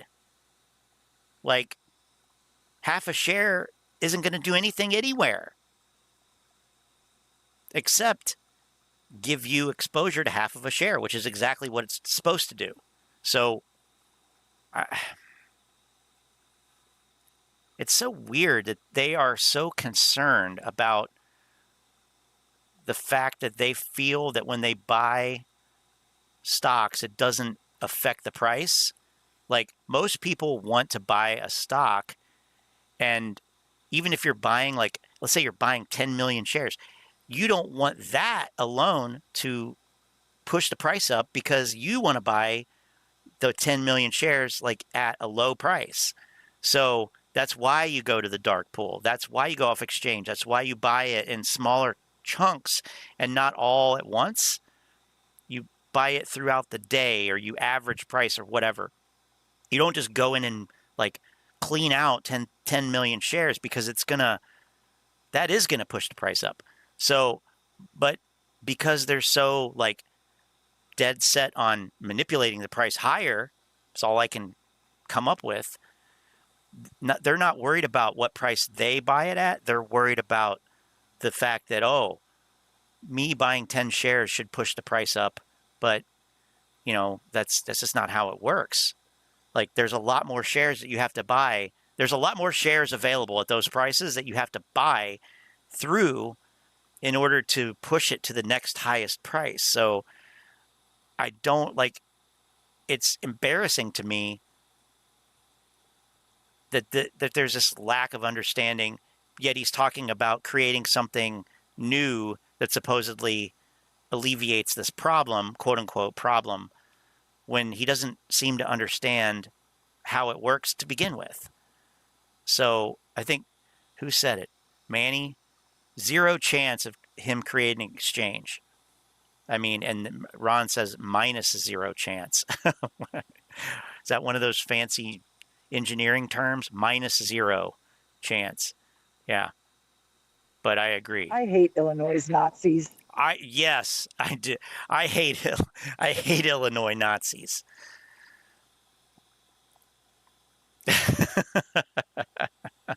This would be a time when you hit the gas on the shitbox Dodge towards the Illinois Nazis on the bridge and make them jump into the water. You know, like that would be the outcome here if we could do something similar to that. Because what else would they do? They don't have anything else. They have nothing. They would have to jump into the water. It confronted with a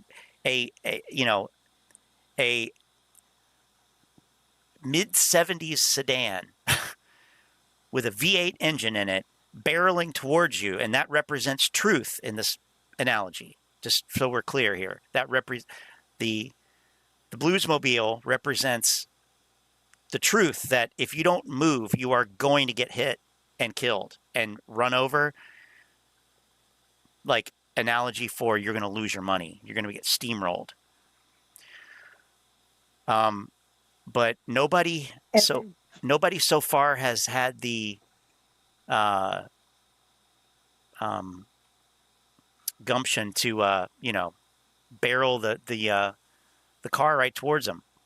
I tried, but it just doesn't. And just, yeah, I want to be clear. I'm not calling Boss Blunts a Nazi. I'm actually calling him an idiot. Yes. I just want to make that distinction. Yeah. This is metaphorical to the Blues Brothers movie from 1980. So, yeah, So, no reference to Nazis, anti-Semitism, nothing like that. That's just what it happens to be. But it could be, I hate Minnesota. I hate Minnesota. So, Bolsheviks, could very well have been that. Wasn't, but anyway, yeah, no, we're not talking about any type of no, it was just geopolitical. Working a Blues Brothers reference, so yes, get over it. Yes, exactly.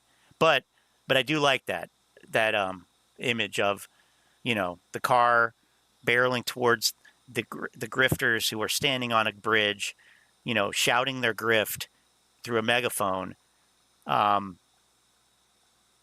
And here comes Scotty, in a classic car does not have anti-lock brakes or anything like that, and cannot stop on a dime, and is just going to run your ass over with something that's going to drown out the grift, scattering like cockroaches or something. That's the image I have. Anyway, lovely image, but they're like termites. They're wow, Boss Blunts helping stop the nefarious practices on broker dealers constantly resetting failures to deliver via the Reg Show threshold securities list. God, it just goes on and on. Like talk about more shit that you don't understand, boss. Go for it. Just go for it. Oh my God. Wow. Oh my God.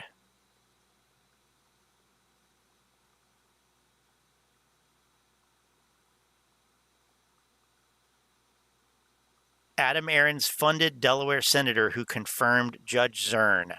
Look at Al going deep. He's going deep here. Oh my God.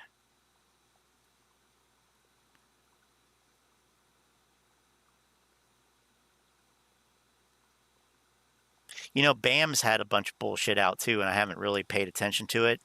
But, hey guys, this is Jim. It's 7:30 San Francisco time. And I just want to show you what my algorithms still don't work. I want to show you what the model's predicting here. It's manipulations, so clear Like, what are you talking about? He's really, I mean, some fucking, okay. Well, he hasn't put out a video in 7 days. So I stand corrected on that. But he had been putting out a bunch of shit. I don't know. I'm still processing the idea of a broker being, you know, like a conspiratorial. Yeah. In that case. No, yeah. I mean, there's no way. I mean, it's just, you got to be kidding me.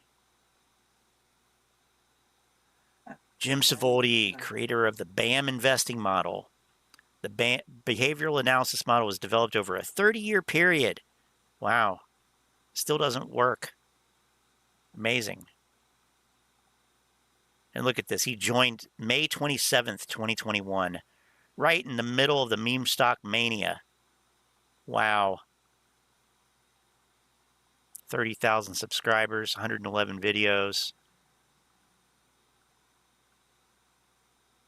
Did he develop his model, his behavioral model, when he was 10? It's been I don't know. 30 years. I don't know.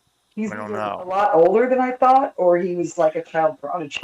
I was assuming he was in his 50s, but that was just kind of default, like. But I mean, I don't think there actually is a model. I honestly, I don't really think there is. All I ever see are charts that he marks up with lines.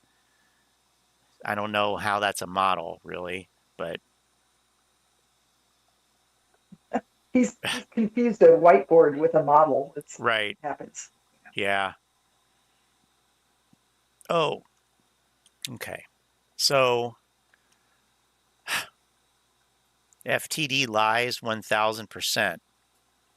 Here's well, here's a new one from Mike, Professor Mike. Good morning, what's cracking? You know, there's something that's just been rattling around in my brain, and I'm sure I've mentioned it in the past plenty of times, and there's a purpose for this, but regardless, I want you guys to stop and think about something. I want you to look back through 2.5 years of history. Now, wait a minute. Stop and think. You're asking a lot there, Mike. You're asking a lot of your audience. Influencers, YouTubers, you know, I've kind of gotten used to the YouTube universe. This is where a lot of my so-called social media friends, this is the environment I've kind of gone to, got away from Twitter. It's more toxic over there, right? Regardless, though, I want you guys to think about this. Who, out of all of your influencers, actually, you know, the, what's the old saying, Rooster? If you can talk the talk, you got to walk the walk, right? So we've seen some particular tubers come out and tell you who they really are finally. They don't want people to know. I mean, there's money to be made. I mean, I'm up to 500 and something bucks for a month now, right? Because of you guys. So you guys can make money, right? But they claim, they say, this is where... What is that, on YouTube views or what? What's he talking about there? 500 bucks? I don't know.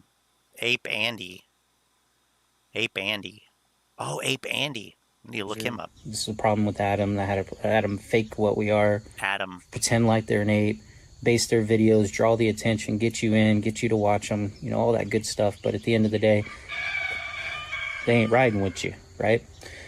But I want you guys, drop in your comments, tell me who talked the talk but yet walked the walk.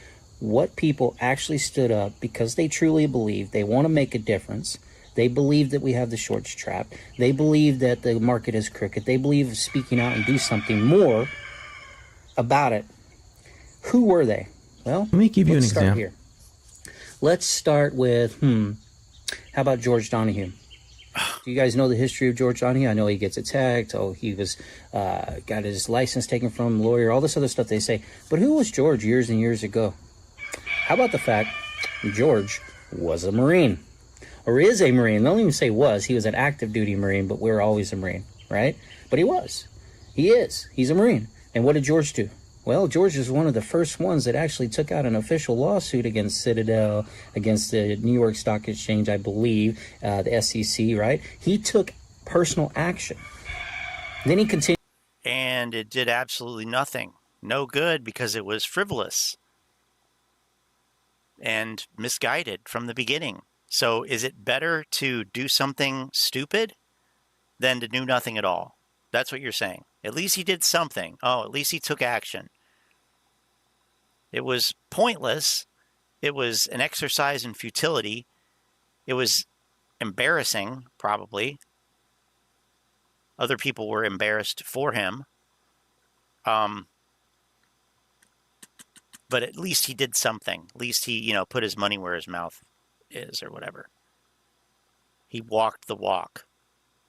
I don't agree. I don't agree. Continued to take his time and post on Twitter for 2.5 years, and to make his videos continuously updating, putting it out there, challenging opinions, whatever it may be, nonstop. And he came to Washington, D.C. He showed up for Occupy SAC 2023. So when you stop and think about it, George has done more than just run a YouTube channel for money. It's funny, though. Remember that. He's a Marine. He's a veteran, willing to give up so much for this country and so much for this community. Now let's go to number 2.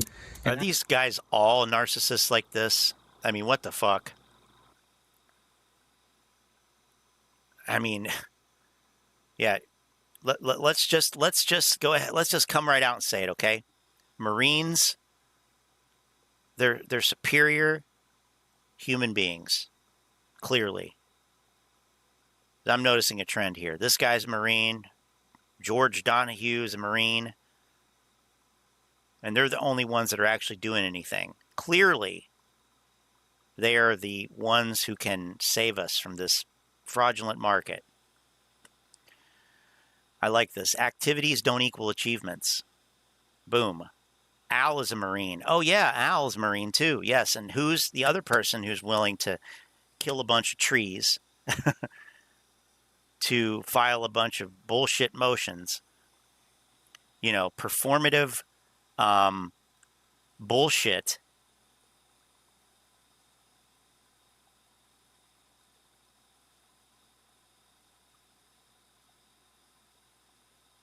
Marantz and Trey are Army.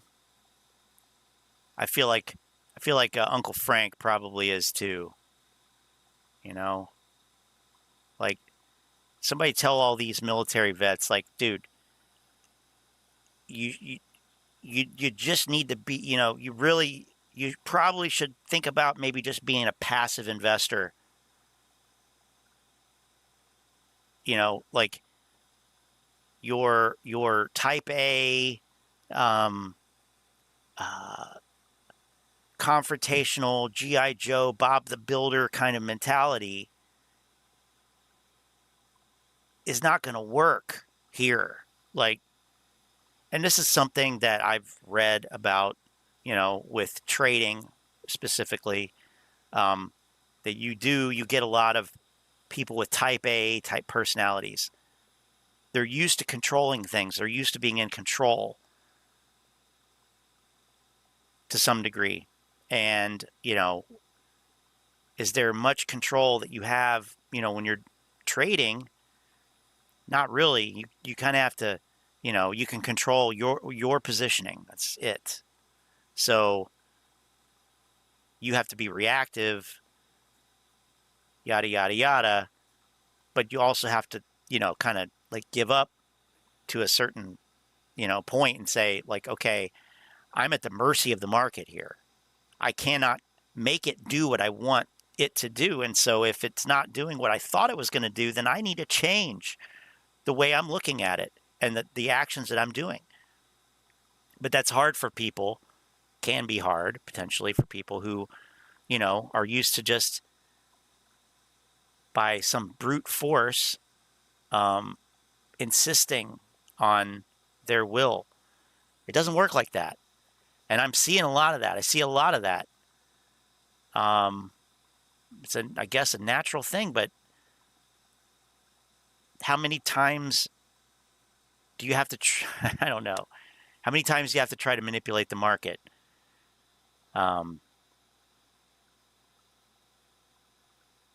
before you realize that, you know, yeah, we were able to do it one time. But maybe the algos, you know, they caught up to. Let's see here.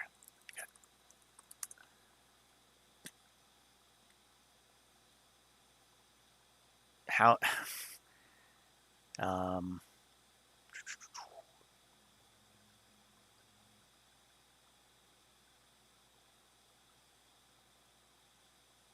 how many times must a man look up before he can see the sky? How many ears must one man have before he can hear people cry? How many deaths will it take till he knows that too many people have died? The answer is blowing in the wind.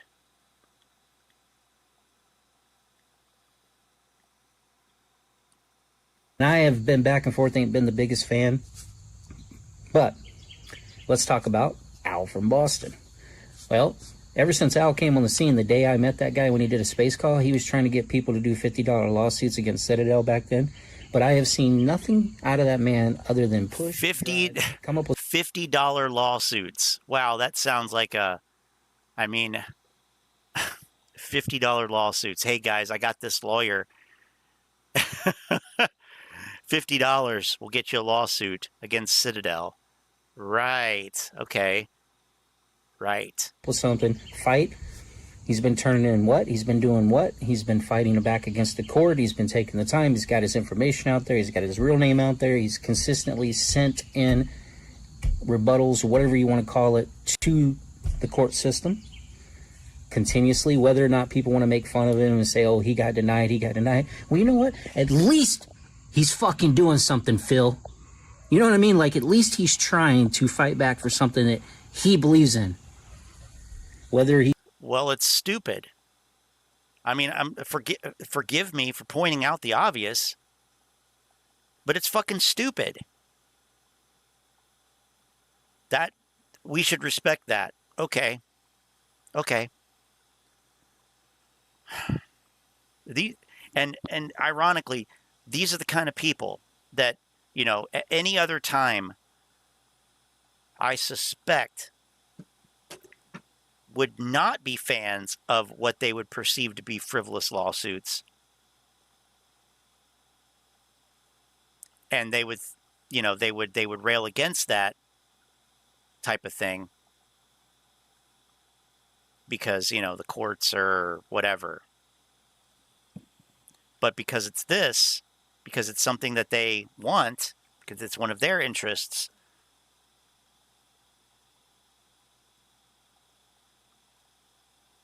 you know, it's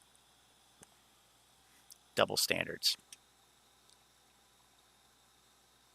He's doing it for show or not. Again, what is he? Well, let's see. He's a Marine. He's a veteran. He's gone above and beyond what most of your stupid-ass YouTubers have done. Most of your YouTubers ain't done shit but make videos and whine and cry on their videos. Well, I can't help but notice that that's what the platform is. It's a video platform. He's a veteran. He's gone above and beyond what most of your stupid-ass YouTubers have done. Most of your YouTubers ain't done shit but make videos and whine and cry on their videos. I mean, think about it. Go look at all your so-called yes-tarters and your yes-tubers and just your influencers in general. What have they actually done besides run a YouTube channel? What have you actually fucking done? What have you actually... What have... done nothing. Right. Nothing. And what has this clown actually done? Nothing. He's done nothing. Nothing. Except create this false dichotomy, this schism, creating this you know, this divide between people who voted yes and who voted no, as if it fucking matters. We already established that you had no chance of influencing this fucking vote. So shut the fuck up about yes tard. Like, how to tell us that you have no business doing any of this shit is when these clowns sit here and call people yes tards and expect anything to happen positive. Like, what am I missing here? Like, you're antagonizing half of your fucking community, and you expect people to get off their quote unquote get off their ass and do something other than make videos, despite the fact that this is a video platform. That's all we can do here is make videos. I just don't get it. This is a narcissistic fucking loser at the end of the day. I'm sorry. I'm picking up those vibes. I am picking up those vibes. Besides making videos, you can file like Men's Warehouse level lawsuits. Yeah, but like you know, what's his name? Friedman said, activities don't equal achievements. So yeah, you can file those lawsuits and you can impress the other idiots, but yeah. Right. They don't teach you about finance in the military. They teach you a lot of other stuff that's useful life skills and character development and a lot of good things. But, you know, stock trading is not in the curriculum. Right. And it's not what they want you to focus on while you're serving. Right. And there probably are some things that, you know, like anything, you know, people come to things from all different backgrounds, and there are things about all different backgrounds, like your background in the corporate world gives you an understanding of corporate finance that, you know, helps you and to know things and to make better decisions. I get that. So like critical thinking, decision making, deductive reasoning, stuff like that. There's probably a lot of life skills and things that transfer over. But I mean, but like the narcissistic, like just macho type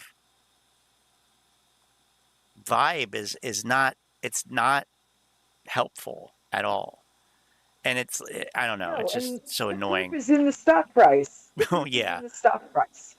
Right? Like, oh, you accomplished so much. It's at $4.19 today. Ooh, congratulations. Well, but maybe it would be even lower if Donahue George hadn't done that. Maybe it would be even lower if Al from Boston weren't an idiot. It would be higher. Right. It would be higher. Who knows?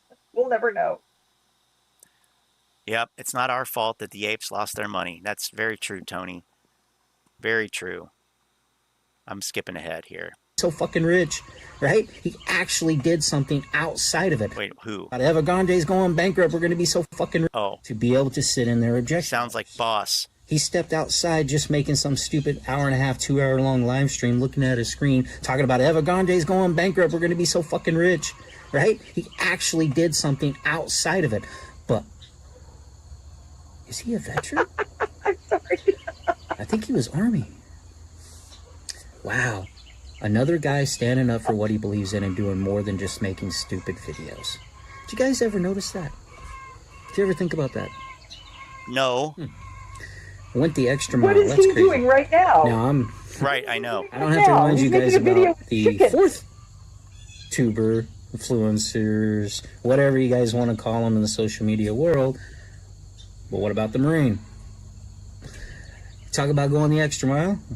Occupy SCC 2023, the War Room. Yeah, you did it all, didn't you? Podcast, War Room 5 times with Steve Bannon, right? Written 2 articles. He's actually bragging about being on the War Room with Steve Bannon 5 times. I mean, that's what we're dealing with here. That's the reality. I mean, she did that. People bought into that. People love that. She did the action outside of getting out there to fly those banners. I was never a true big Cat Striker. Yeah, of course. Cat Striker with the banners. But yet she another useless waste of money that only got her a cease and desist letter from Citadel, if I remember correctly. I'm pretty sure she got hit with a C&D for putting out those statements like Ken Griffin lied under oath, which we've explained over cities. Right, we've explained and we went through very detailed how that's not the case. And literally nobody except for these apes are saying that. Because it's nonsense. But yeah. Oh yeah, Cat Striker. Is she a veteran too? I don't know. He's willing to step outside, so I wonder what kind of mindset there is there. And that's what I'm talking about. People that are actually willing to stand up for what they believe, no matter what. Who are they? Think about that. Who are they in this community? Go look. What difference does it make? You've been listening to a lot of these guys for a long time. You'll get a feel of who actually truly cares. How about Trey? Trey was Army. What about his honorable fucking exit? What about his honorable story? Oh yeah, he was willing to do the right thing, wasn't he, Mike? Give me a fucking break. He cared so much. Yeah, he did. So much. He did. He really did. He cared so much for Trey. For Trey so loved his ape community that he actually said this. He actually said, where is it? What do you fucking want from me? Get off my dick! That's your Army vet right there.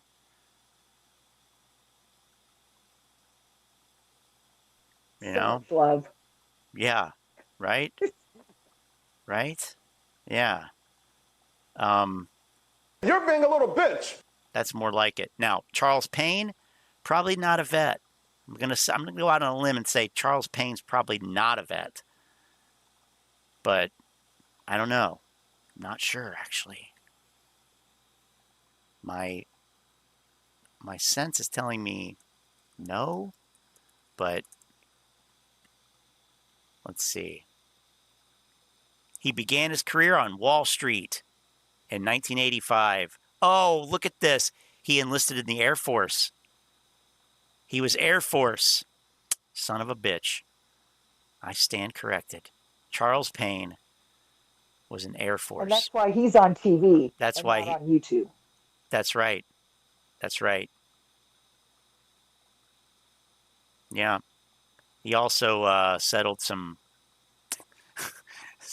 He's been accused of rape. I mean, he's been through the paces, but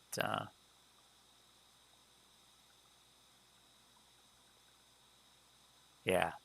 Anyway, Charles Payne. Okay. I wonder if Mike even knows that. I should comment. Maybe I should comment.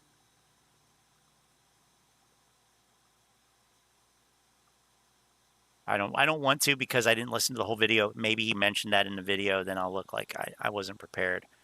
But and is willing to take the extra step, that's willing to go an extra mile to continuously fight for what they believe. But see, like, you're not a leader. Okay? Like, when you were a Marine, you didn't decide what to do. Somebody told you what you're supposed to do. Now, I'm guessing. I'm going out on a limb here, but I'll do it because I don't see the leadership here. And so I'll say, chances are, these guys were probably not the ones like sitting in the office at the desk, with the strategy, figuring out what the mission is going to be or whatever. They just executed the orders that they were given. So how does that make you qualified to lead a movement, to lead something? I don't see it. I mean, whatever. I'm just saying it's not analogous. It's not the same. There's no leadership there. They're all leading each other in different directions. Right. Various different scenarios that are all based on nothing. Yeah. Oh my God. It's incredible how it's kind of wound down, at this point. Like what we're seeing are just, we don't have the top tier grifters anymore. They're all gone. No. With the grifters. That's why, yeah, I've talked about doing another like tier listing, another ranking, another but it's like they all lose. Like they all just lose now. Like there is no best anymore. Like there's no. It's $4.19. What can you do with that? Right. It's not even 420. It's not even 4 fucking 20. If it was 420, they need to pump it up a penny just to get it to 420. So at least that's cool, you know. And Tanko natives reminding us that Tanko is reminding us not everyone who joins the military are honest. I mean, and that's another, yeah, for sure. That's true. That's true. And you know, I don't want to, you know, I don't want to antagonize anybody or anything, but you know, there's just a lot of baggage that also, you know, is attached there as well. So I don't really get his point. Like, I don't. Yeah. There's all these ex-military or maybe, you know, reservists or some active duty in the movement that are making videos and talking. So how does that equate to them knowing what they're talking about? It doesn't. It doesn't. But he's saying, well, at least they're willing to do something instead of just sitting there making videos bitching about this and that. But well, no, that's exactly what they're doing, though. Right. Yes. They're just bitching about a different aspect of it. What about Ape Father? From a different angle. What about Ape Father? I don't know if he was military, but let's just say he was willing. He wanted to do protests. Nobody showed up. He wanted to do the big ape inflatable gorillas in front of the SEC offices, if you remember. Nobody wanted to help him. So what about Ape Father? You know, what about, I don't even, like, is he still, I don't even know. Is he still around? Is he still alive? I mean, is he another victim of the Moass or what? Mass extinction. So actually, he just put a video out 5 minutes ago. He just put a video out 9 minutes ago. He just put a video out 46 minutes ago, 1 hour ago, 1 hour ago, 2 hours ago, 2 hours ago, 3 hours ago, 4 hours ago, 6 hours ago, 8 hours ago, 8 hours ago. I mean, like, look at all the. Yes, he has put out more than all of them combined. So 4, 8, 12, 16, 14 videos today. 4, 8, 12, 13, 14 videos today. Now. Yeah, he's doing more than the rest of them combined. Yeah. So they should be giving him a shout out. And at least he's entertaining. Let's see if he's still entertaining. With his chickens. All right, here he's some of the best ape fathers when he talks about Lou. So here we go. You know, I was just. This is nothing better than two fucking paisans from, you know, New York, like having a pissing contest. Taking way back in, you know, Lou delusional freaking land. Who remembers this? You know, when Evergrande goes bankrupt, that's it, baby. Moass time, AMC Moass, okay. Evergrande did go bankrupt. No Moass. March 3rd, Moass. Elon Musk selling his shares. Remember he said that? It's going to cause a major... Well, actually, as a matter of fact, Evergrande just 1 day ago filed for bankruptcy protection in Manhattan court. I'm seeing here.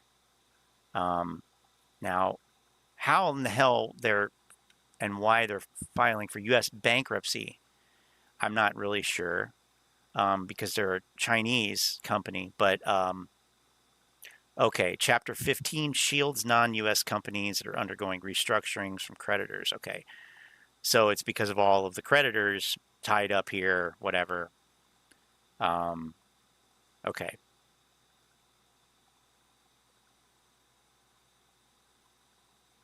But we've been hearing about this for a year or more.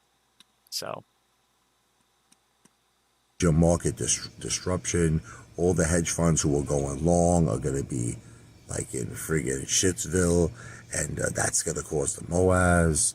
High interest rates, inflation, Russian, Ukraine tensions, I mean, all the things that Lou said that was going to cause a Moass, right? But the biggest one was Evergrande. So I just wanted to make a video. Lou, you were wrong again. Dumb, stupid, low IQ, no Wall Street experience, friggin' mother effer who loves to suck on glue. You don't know what you're talking about. Lou, do yourself a friggin' favor. Okay? Go to Starbucks. It's on me. Listen, I know you can't afford Starbucks anymore. Just, I'll tell you this. You let me know when you want to go.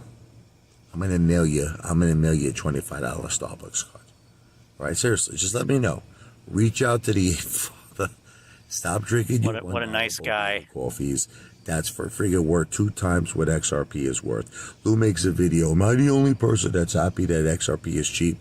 Lou, once again, you're trying to backtrack, you friggin' Mamalukes. Do not.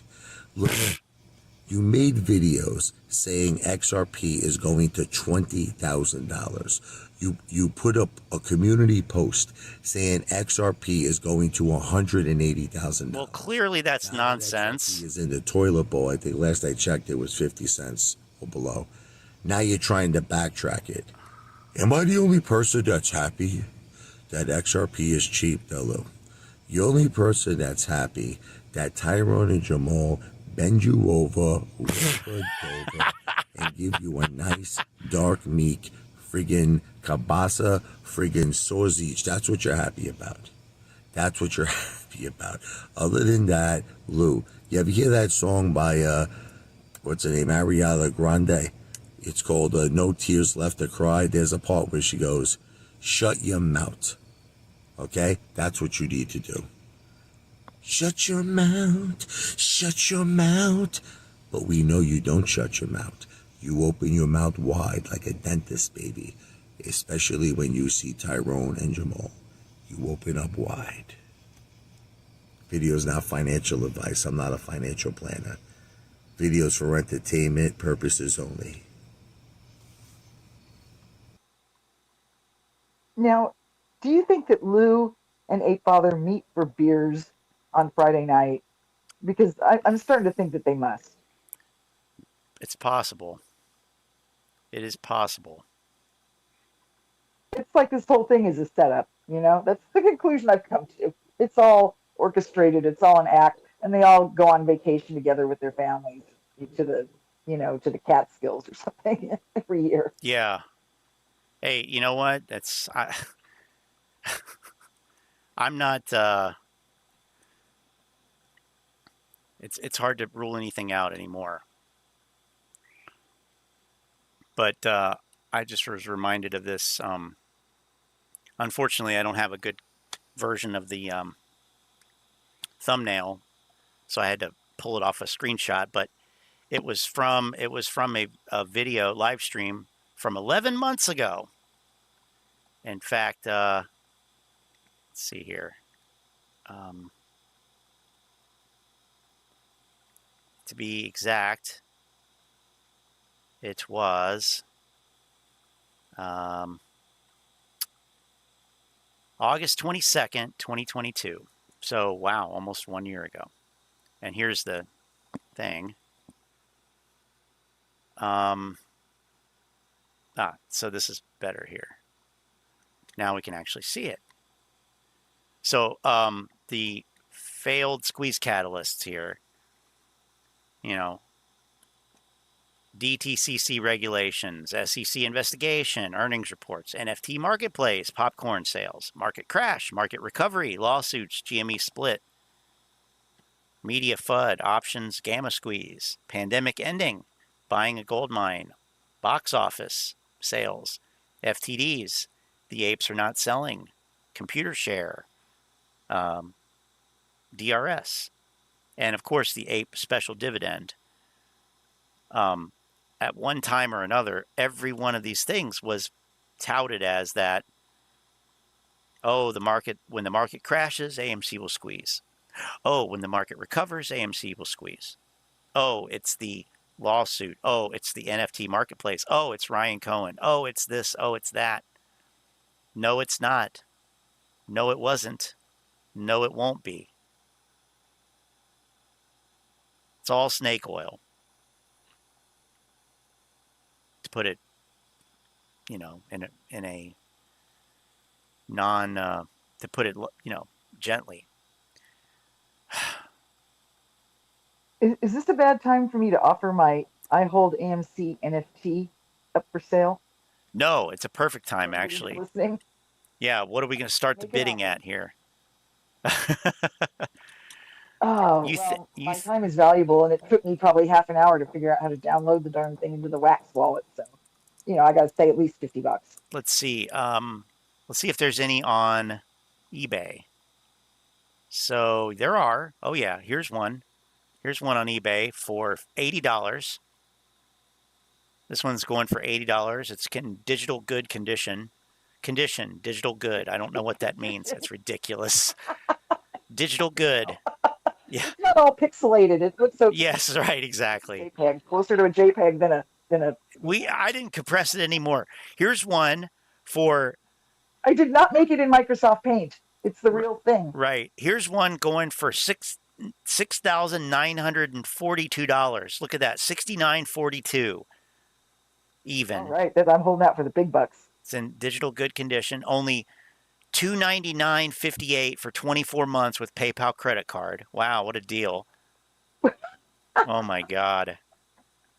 Shipping is $4.20. I don't know why you need a shipping charge on a digital product. That's bullshit. You must use a hotspot or something. Oh. Doesn't have any internet. How about this? I own AMC NFT shareholder limited edition coveted number 4076. Yes, that number's coveted. Mine's earlier than that. Wax wallet needed. Mine's like in the 1000 something. Yeah, this one's in Brooklyn, New York. So it's a hipster one. Anybody wants to add that to their NFT collection, hit me up on Telegram, and I'll make you a deal. You mean you're going to accept less than 10,000? I absolutely would accept less than 10,000. Only $431 for 24 months. Wow. Jesus Christ. How long? I mean, here's one for $17.95. This person's lowballing it here. I'm almost going to send this person a damn message and say, don't you know what you have? Don't you know? You don't realize what you have there. The digital transfer. Maybe I need to offer somebody $20 to take it. Yeah. Yeah. It's definitely, I think it's going to be one of those. Like, put it on the Craigslist free section and hope that you don't have to offer people. Oh, I mean, at least here's a Donald Trump trading card. $4.98. Oh, I could trade them straight across for my NFT. Yeah. I think that would be fair swap. Yeah. It's very hard for them to attack me on looks because I'm so good looking. That's the quote on that particular card.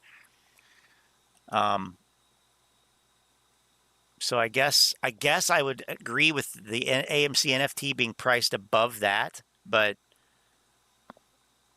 that's really $7. That's fair. Something like that. Yeah. $7. Yeah. Person to cash out me $7. It's yours. Here's a limited edition Spider-Man NFT from AMC, limited edition for $9,999.99.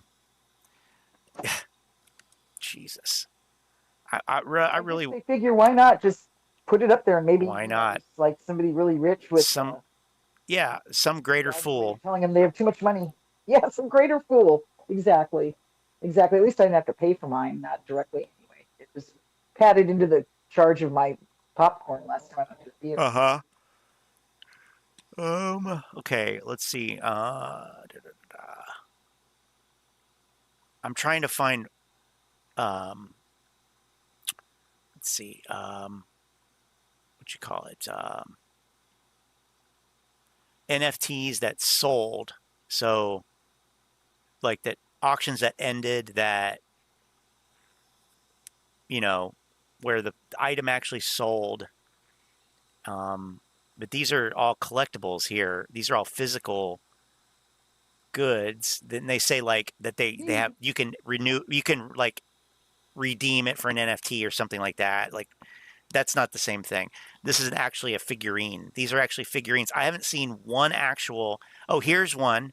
Here's the first NFT actual digital art that I've found that sold. This one sold on June 23rd for $3.99. I just searched for NFT in completed items.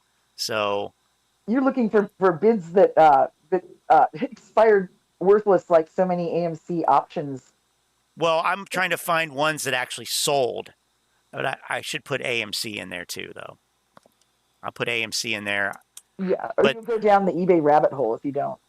AMC Ape and Highcroft NFT limited edition, complete set, 5 NFTs, $100, sold on June 14th, 2023. So that was supposed to trigger the Moass too, right? That the AMC NFTs were supposed to be some kind of, like miracle pounce related. This is special, and we want to give you something back for your loyal patronage of AMC. Here's a little digital JPEG thingy that you're never going to be able to do anything with. There you go. You can thank us later. How about this one? That's marketing for you. Oh yeah, sold on August 7th. AMC Theaters gift cards, a total of $75 of gift cards. 3 $25 gift cards sold for $47.50 plus $5 shipping. So somebody got essentially $25 off of a gift card. They bought 2 gift cards, $25 gift cards. They got a third one free. Why would anybody? They were probably part of the employee incentive for the holidays. Maybe. Yeah, right. Corporation. This is what you guys get. You don't get a raise, but you get a $25 gift card. Here you go. Happy holidays. Yep. AMC. eBay it for $40 and make some money. Here's one. Can't give you any. $25 gift card sold for $18. Why? I don't get it. I guarantee you those were probably given to the employees as some kind of, morale booster perk thing in lieu of a raise, in lieu of cost of living allowance, in lieu of anything, other than like just be thankful that you have this dumb job. Here you go. Here's a gift card. It's on us. And everybody turned around and went, what am I going to do with this? I can turn it into $50 if I put it on eBay, and then at least I got something out of the company. Right. Yeah. Very well could be. Oh, man. Yeah, the whole thing's a grift. Only 1 or 2 of those NFTs actually sold at all. Who's gonna buy one? Who the hell who wants one? Everyone was so excited. It's like, why? What? I downloaded mine just out of curiosity. I just wanted to see what it was like to download an NFT and go through that whole process. I couldn't get it to work. I never bought into NFTs as anything. I couldn't get so it was just kind of like a little learning experience. Oh, yeah, you couldn't even get. I couldn't even redeem mine. I could not get the fucking Wax wallet to work. I couldn't. Now check this one out. 2 AMC Black movie passes. This one ended on May 30th of this year for $12, and it looks like a printed out 2 AMC Black tickets. Does not expire. I don't know what these are. Forever stamp. Is that what it is? It's like forever stamp at the office. I think so. Yeah. It says copyright 2019 on this page here, so no matter how expensive it gets to go to see a movie, it won't cost you more than. Ah, right. Well, I think. I don't know. I'm guessing. I'm completely speculating on a hypothesis. Let's see. Presented box office, not valid for online redemption. AMC reserves the right to laugh at. So right. You have to laugh at their marketing tactics. Right. Oh. Wow. AMC Black. Black tickets are valid for one admission to any movie. Okay. It's like Uber Black, I guess. It's supposed to be like, I don't know. Anyway. They pick you up in a black car? Black movie e-ticket. Movie Ticket will never expire. I've never heard of this personally.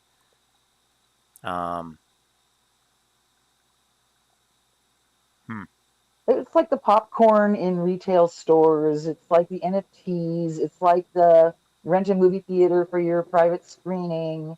It's like, gourmet food and milkshakes at the theater.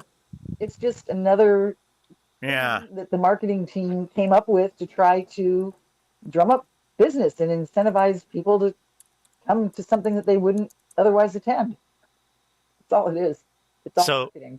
Yeah. They need business, and people aren't just coming in just because they want to spend a lot of money at the movies.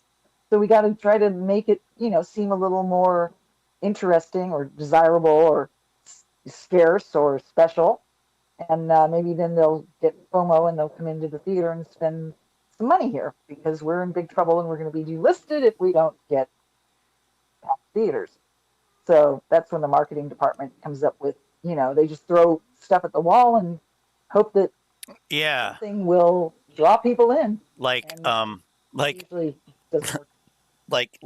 premium applied to seats in the middle of the theater, like that, you mean? Or no, not like that. Yeah, exactly. Well, that's like a reverse premium. That's a reverse marketing. It's like the anti-marketing. So it looks like I could buy a ticket at an AMC here in my local area for $13.38. That's what they're going for an adult right now for Barbie, if I wanted to go see that tomorrow. And that's actually interesting. So what would it be? Let's just go out to like California. AMC Century City 15. Okay, that works. If we want to see Blue Beetle tonight at 10:15, how much is it out there? $24.49. Oh my God, it's twice as much in California. Well, I guess it's about right. Right? So yeah, if you play your cards right, the black tickets could be, you could make out well on those, I guess, because I saw them for sale for like $13. So if you ever need tickets, get the black ones, I guess, next time. But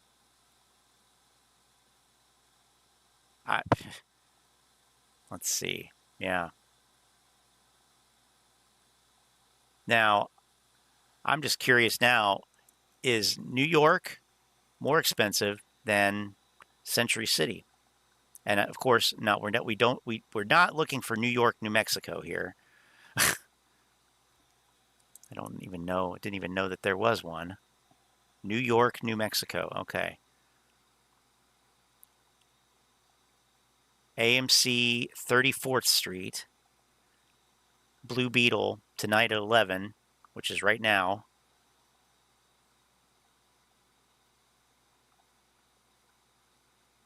$24.99. That's slightly higher.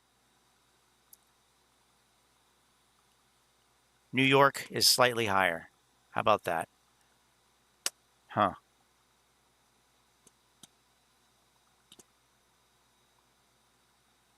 Well, anyway, that was a fun diversion. Well, we have our closest AMC is a dine-in where you can order dinner. I don't know how that works, like how they bring you dinner when everyone around you's watching a movie. Oh, yeah. Completely ruining everybody else's experience, and you're chomping away on your salad with croutons, and the meat person next to you is just too quiet. I don't know how that's supposed to work. We have one of those here. So the tickets are, the tickets are probably even more expensive than just downtown LA, because you've got this whole premium dine-in. Right. Yeah.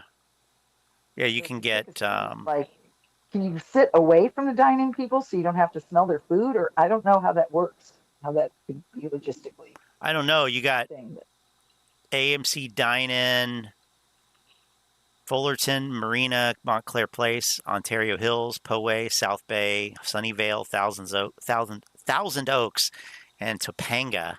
Thousand Oaks. And then, yeah, we've got this one here, Easton Town Center. That's actually in Columbus. But, yeah, 30 at 30 screens, really. 30. That's a lot. Wow. 30. Huge amount of screens. 30. I mean, that I don't even see any numbers higher than 30. Oh, 37. There's a 37 in Illinois. Jesus. Yeah, 30 screens. They don't. Yeah, Ontario Mills. Boss is leaving the state. That's a shame. Right. The Texas. No screens. No loyalty. Mm-hmm. Yeah, no kidding. Yeah, and what I noticed too when I quickly looked at the Thousand Oaks dine-in AMC, and there was a showing at, I think it was like 7 o'clock. Mm-hmm. And you couldn't pick any more seats, but it showed you which seats were already reserved. And the theater wasn't even, it was like maybe not even a third capacity, but you couldn't add any more seats to that show, even though the theater was nowhere near full. Mm-hmm. Interesting. So if you want to see it now, you got to go to like 8:45 or 10:30. You got to go to the 2 very late shows because you can't buy a ticket to an earlier show, even though the theater's not full. Mm-hmm. How does that, that makes no sense at all. Well, they're trying to just show to corporate that they can, they've got people coming at all times, and so they need to keep having all these different showings. They don't want to scale back. Right. But it's very strange. I mean, I would be really annoyed if I wanted to go and I could only go to this certain time and there were seats, but they wouldn't sell me one. That's a little wonky. Yeah. Check it. Luckily, Okay. we have a Century 21 that's walking distance from my house. Right. Don't worry about it. But yeah, it's kind of a weird business model. Yeah, I'll say. All right. I think let's okay. All right. Okay. I'm going to do Chat, you can keep him on track, because I'll take him off down. No. I'm Left. yeah. Let's go to the one of quite possibly the biggest buffoon.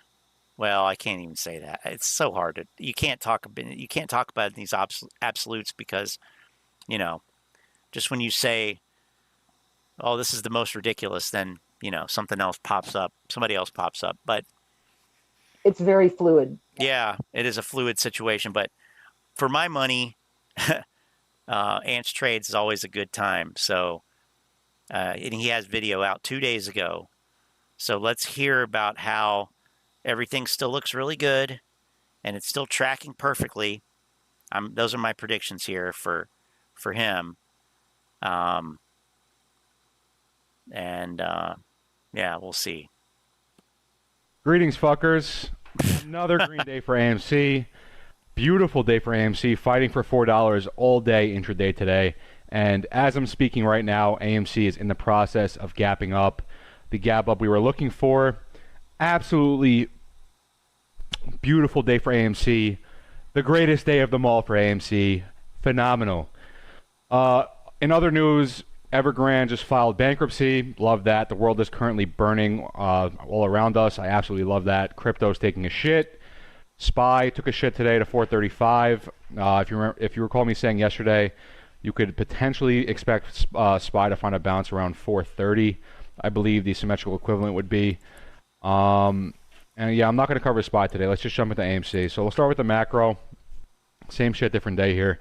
So downtrend from 2017 until you squeeze in 21, and the comparable would be the downtrend here from the breakdown, the flag from the June highs. So downtrend until present day. Macro break right here, the W that plays out sideways. So you have the macro break, this gap down, macro break right. So he's still trying to say that it's following the same pattern. Wow. And these two horses. You got to be kidding me. Very important. So breaking through both, and then you're very choppy down here. This is your first bottom. And over here, same thing. You have a few pokes above the blue line on both sides. So from that point, you gap up, as you see here, and you have 5 peaks increasing in height on both sides. in the current cycle. This played out much faster than it did up here. Yeah, why did it gap up in April of 2023? I forget what happened there. Something happened there. Something happened there. Something happened at all of these From spots. there, you come into the final iteration, the W with the tri-peak, and from the 5th point, downtrend breaks you below the red line, bounce on the blue, reject the red. Blah, blah, blah, blah, blah, blah, blah. And 3. Again, this took very long to play out. And we got a very nasty fake out in the middle here, the 3rd peak of the tri-peak, the pump to $9. This whole time we were waiting for the lower low. Took a very, very long time to get it. And this fake out threw me, but nonetheless, we came down from this, rejected the red horizontal line, and gapped down to the lower low we were looking for this entire time. And since then, we have done nothing but form an uptrend here, higher highs and higher lows, pushing the blue horizontal line. If you recall me saying the 2 critical levels of resistance on AMC, the 401 to 408 range, the blue line, and then the red line being 520. So today, uptrend took us pretty much right up to the line, closed the day there. After hours, we are currently pumping over the line. There will be a gap up tomorrow, and that gap up will be the gap up we're looking for to come into the green box here. So from your 3rd peak anyway, you drop down to your 3rd bottom, and then you form the uptrend. So you form the uptrend back up to the blue line, and then you finally gap over right here into the green box. So in between the blue and the red line here. And that is where we're going to be tomorrow, having just got this gap up. It's happening right now after hours. So back into this range, this green rectangle here. I mean, okay, great. I don't care. I need Prozac. I need Prozac after listening to that. Yeah, no kidding. All right. So Manuel has graciously reshared this here. So let me go back to this. You do that, I gotta go make a drink or something. That was since that point, we have done nothing but form higher. Oops. Oh shit. Oops. Oh damn it. Okay. Here it is. Since that point, we have done nothing but form higher highs to the upside. To the downside, pretty much flat. You have a lower low right here, which is fine after hours. But, you know, one lower low. Other than that, dead fucking flat to the downside. Look at that. Not even a lower low there. One lower low after hours. Other than that, higher highs to the upside. This move right here. Highest high we've seen since December 2022. Yeah. All right. So December 2022, highest high that we've seen. And before that, higher highs. Shit, is he gonna blow chunks? Oh my god. Since I've been on YouTube. So to the bottom. Oh. God. Oh, there. Shut the fuck up. Yo, watch your fucking mouth. What are you talking about? What the fuck is you talking about?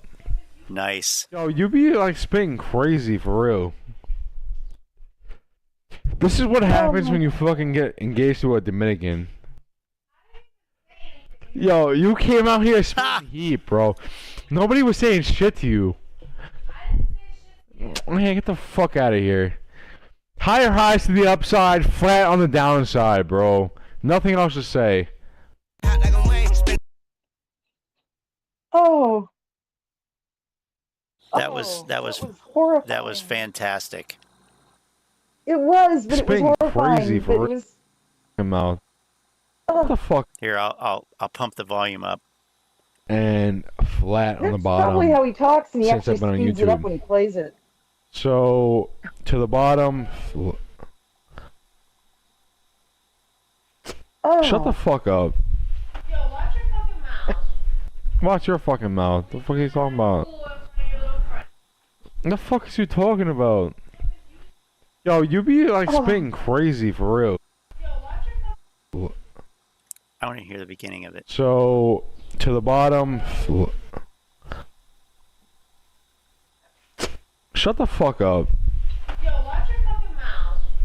Watch your fucking mouth. What the fuck are you talking about?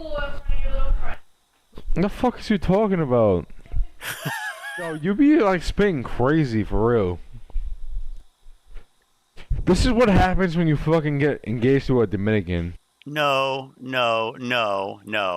This is what happens when you work to change things, and first they think you're crazy, then they fight you, and then all of a sudden you change the world. Yes. I don't know if Model 3 dude's still around or if I ran him off yet.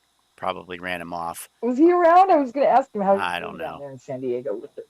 I don't know. But he's been quiet. But yeah. Yeah, I can't listen to this guy again. Oh my God. I can't listen to that guy again. That was really sad. I'm just sad now. I'm Yeah. really morosely sad. And I don't know why. But I think right after he says, this is what happens when you get engaged, I think bottles probably started flying around. Probably. Ashtrays, plates, something. Oh man, he just sounds so sad. Like it's like he's just given up, and he's resolved to the fact that it is what it is. But I got to keep talking about it, because what else can I do? Yeah, I mean, very, very much. Oh shit. Crap. That must be hell to have to get up every day and make a video about something that you no longer believe in. Even if you haven't admitted it to yourself, you're still gaslighting yourself in your heart. You know that it's not going to be what you wanted it to be, but yet you committed and created this situation where you have to get up and make these videos and pump it and sound enthusiastic and sound committed and like you believe in it and rally. But you're not in it. But that's your job now, is to basically lie, knowingly lie.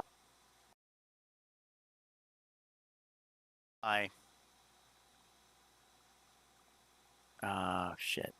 Did I lose you? Oh, fuck. Oh, what did I do here? What did I do? Shit.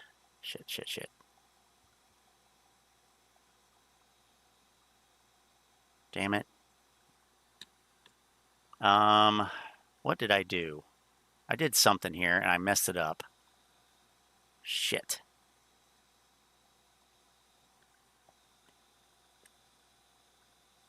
Fuck. What did I do? You there, Lynn? What the hell did I do?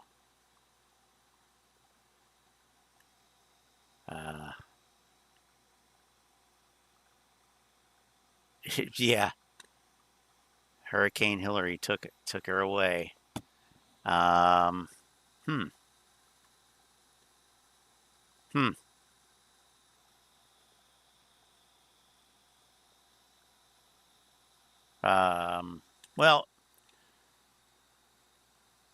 let me put this on here. All right, so now I've gotten down to the so-called issue, emergency, possible threat that Popcorn kept talking about, because he kept saying that they're going to need the shares for the liquidity, in case something happens, they're going to need it. It's important to have. And we kept saying, but you're making money. You got revenues coming in. Everything is fine. You restructured debt. It's not due to 2026. And yesterday, I got a little bit of a news tip, and then I started doing a little bit of, fact-finding and some phone calls around. Children, get ready for this one, because if this goes down, you're gonna remember this video. All I can tell you is this: remember what shut down the movie theaters?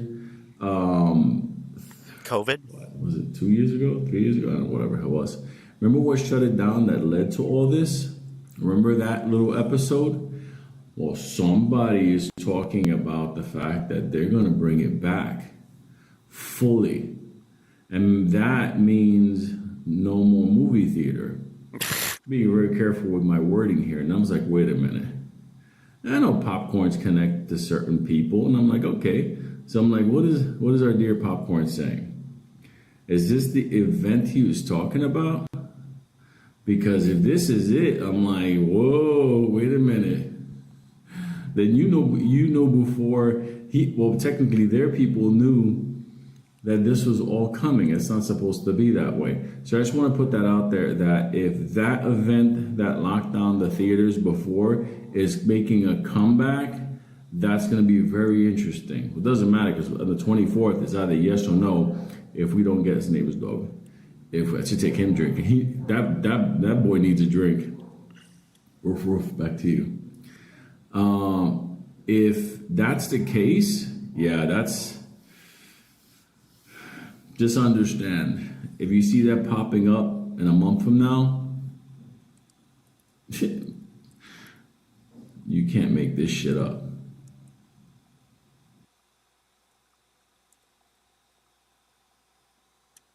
You can't make this shit up. What about, this is my favorite, Lou. You know something? Like, for real. Little D's, you better get ready for navigating this, because they didn't teach this in Harvard. Get ready for this, motherfucker, because this is the Depression 2.0. This is a digital depression. This is going to be so fucked up, it's not even going to be funny. How much has almond milk taken you down on the evolutional scale? Like, dude, like, fucking, come on. How much has almond milk taken you down on the evolutional scale? Like, oh, God. That's great. You know something? Like, for real. Little D's, you better get ready for navigating this, because they didn't teach this in Harvard. Get ready for this, motherfucker, because this is the Depression 2.0. This is a digital depression. This is going to be so fucked up, it's not even going to be funny. The digital depression. Oh, man. Okay, so, well, you know, it sounds like, it seems like the grift is pretty goddamn strong still. I don't know. We may have to revisit this.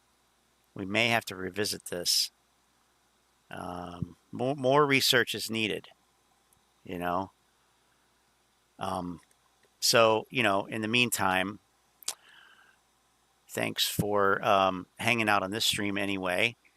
And as we wrap things up here, we will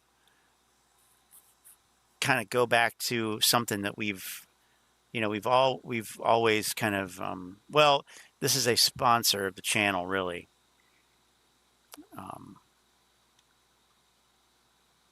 So it's always good to kind of, you know, pay homage to our supporters here. So I will leave you with some wisdom. Sorry, I'm just trying to get my. Years ago, I was washing dishes, being busboy, and doing many odd jobs. I know exactly what you feel. It's hard to think like a winner and go out and make millions. But I found a way, my friend. It's very special. You listen to this and you like it. Back then, years ago, I couldn't think like a winner right away, all the whole day. So I start part-time winner. In the morning when you wake up, part-time winner. Put on a coat of success. Now, it's not a real coat now. It's an invisible coat, all right? You put on and you feel successful in the morning. You walk out of your house, feel like a self-made millionaire, going places in life. And then guess what? Amazing. There's a group of people start forming around me, bring me real estate deal, talk successful to me. Then I figure out, oh man, the winner of the world love a winner. Because they figure out when I get there someday, I'm going to drop lots of business their way. And so when he talks about this mysterious coat that makes him feel successful, I know I have one in mind that I would like to use for that. I'll show you here. This is what I got in mind right here. That's what I'm envisioning here. I don't know if anybody, you know, agrees, but anyway. I did. It's amazing. Try it out. And then you don't have to live with that winner image all the time. When you go home at night, you take off the coat of success. Back the coat of success. Being yelled at by your spouse every night. No problem, right? You can live a double life for a while, right? Man, until one day, that winner will take over. That winner will be tired of that loser, keep creeping out, and it will say, get the hell out of my life for good. And that day, you become a true success, and you'll be happy. Yes, yes, yes. Wise words from Tom Vu. Words to live by. Another blunt, man. This is good time. All right. We may be back tomorrow. We may not be back tomorrow, but we'll be back sometime. And you need to quit. Oh my God. All right. So, yeah. Thanks, Manny. Thank you for supplying the entertainment. Thanks, everybody, for their contributions. And, yeah, I made it back safely, successfully from Atlanta, Georgia this week. So, you can all be happy for that. Anyway, see you guys in the next stream. Keep your eyes open for good Grift material. We channel may be pivoting. More on that later. Also, check out the Alkin Entertainment Media YouTube channel. Do I have a link? Do I have a link? Do I have a link? I might have a link. It's going to come online soon, so you don't want to miss it. I'll get you a link here. I'll get you a link.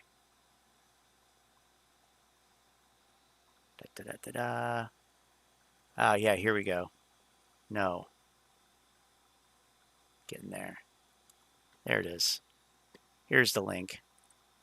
Yeah, invest now.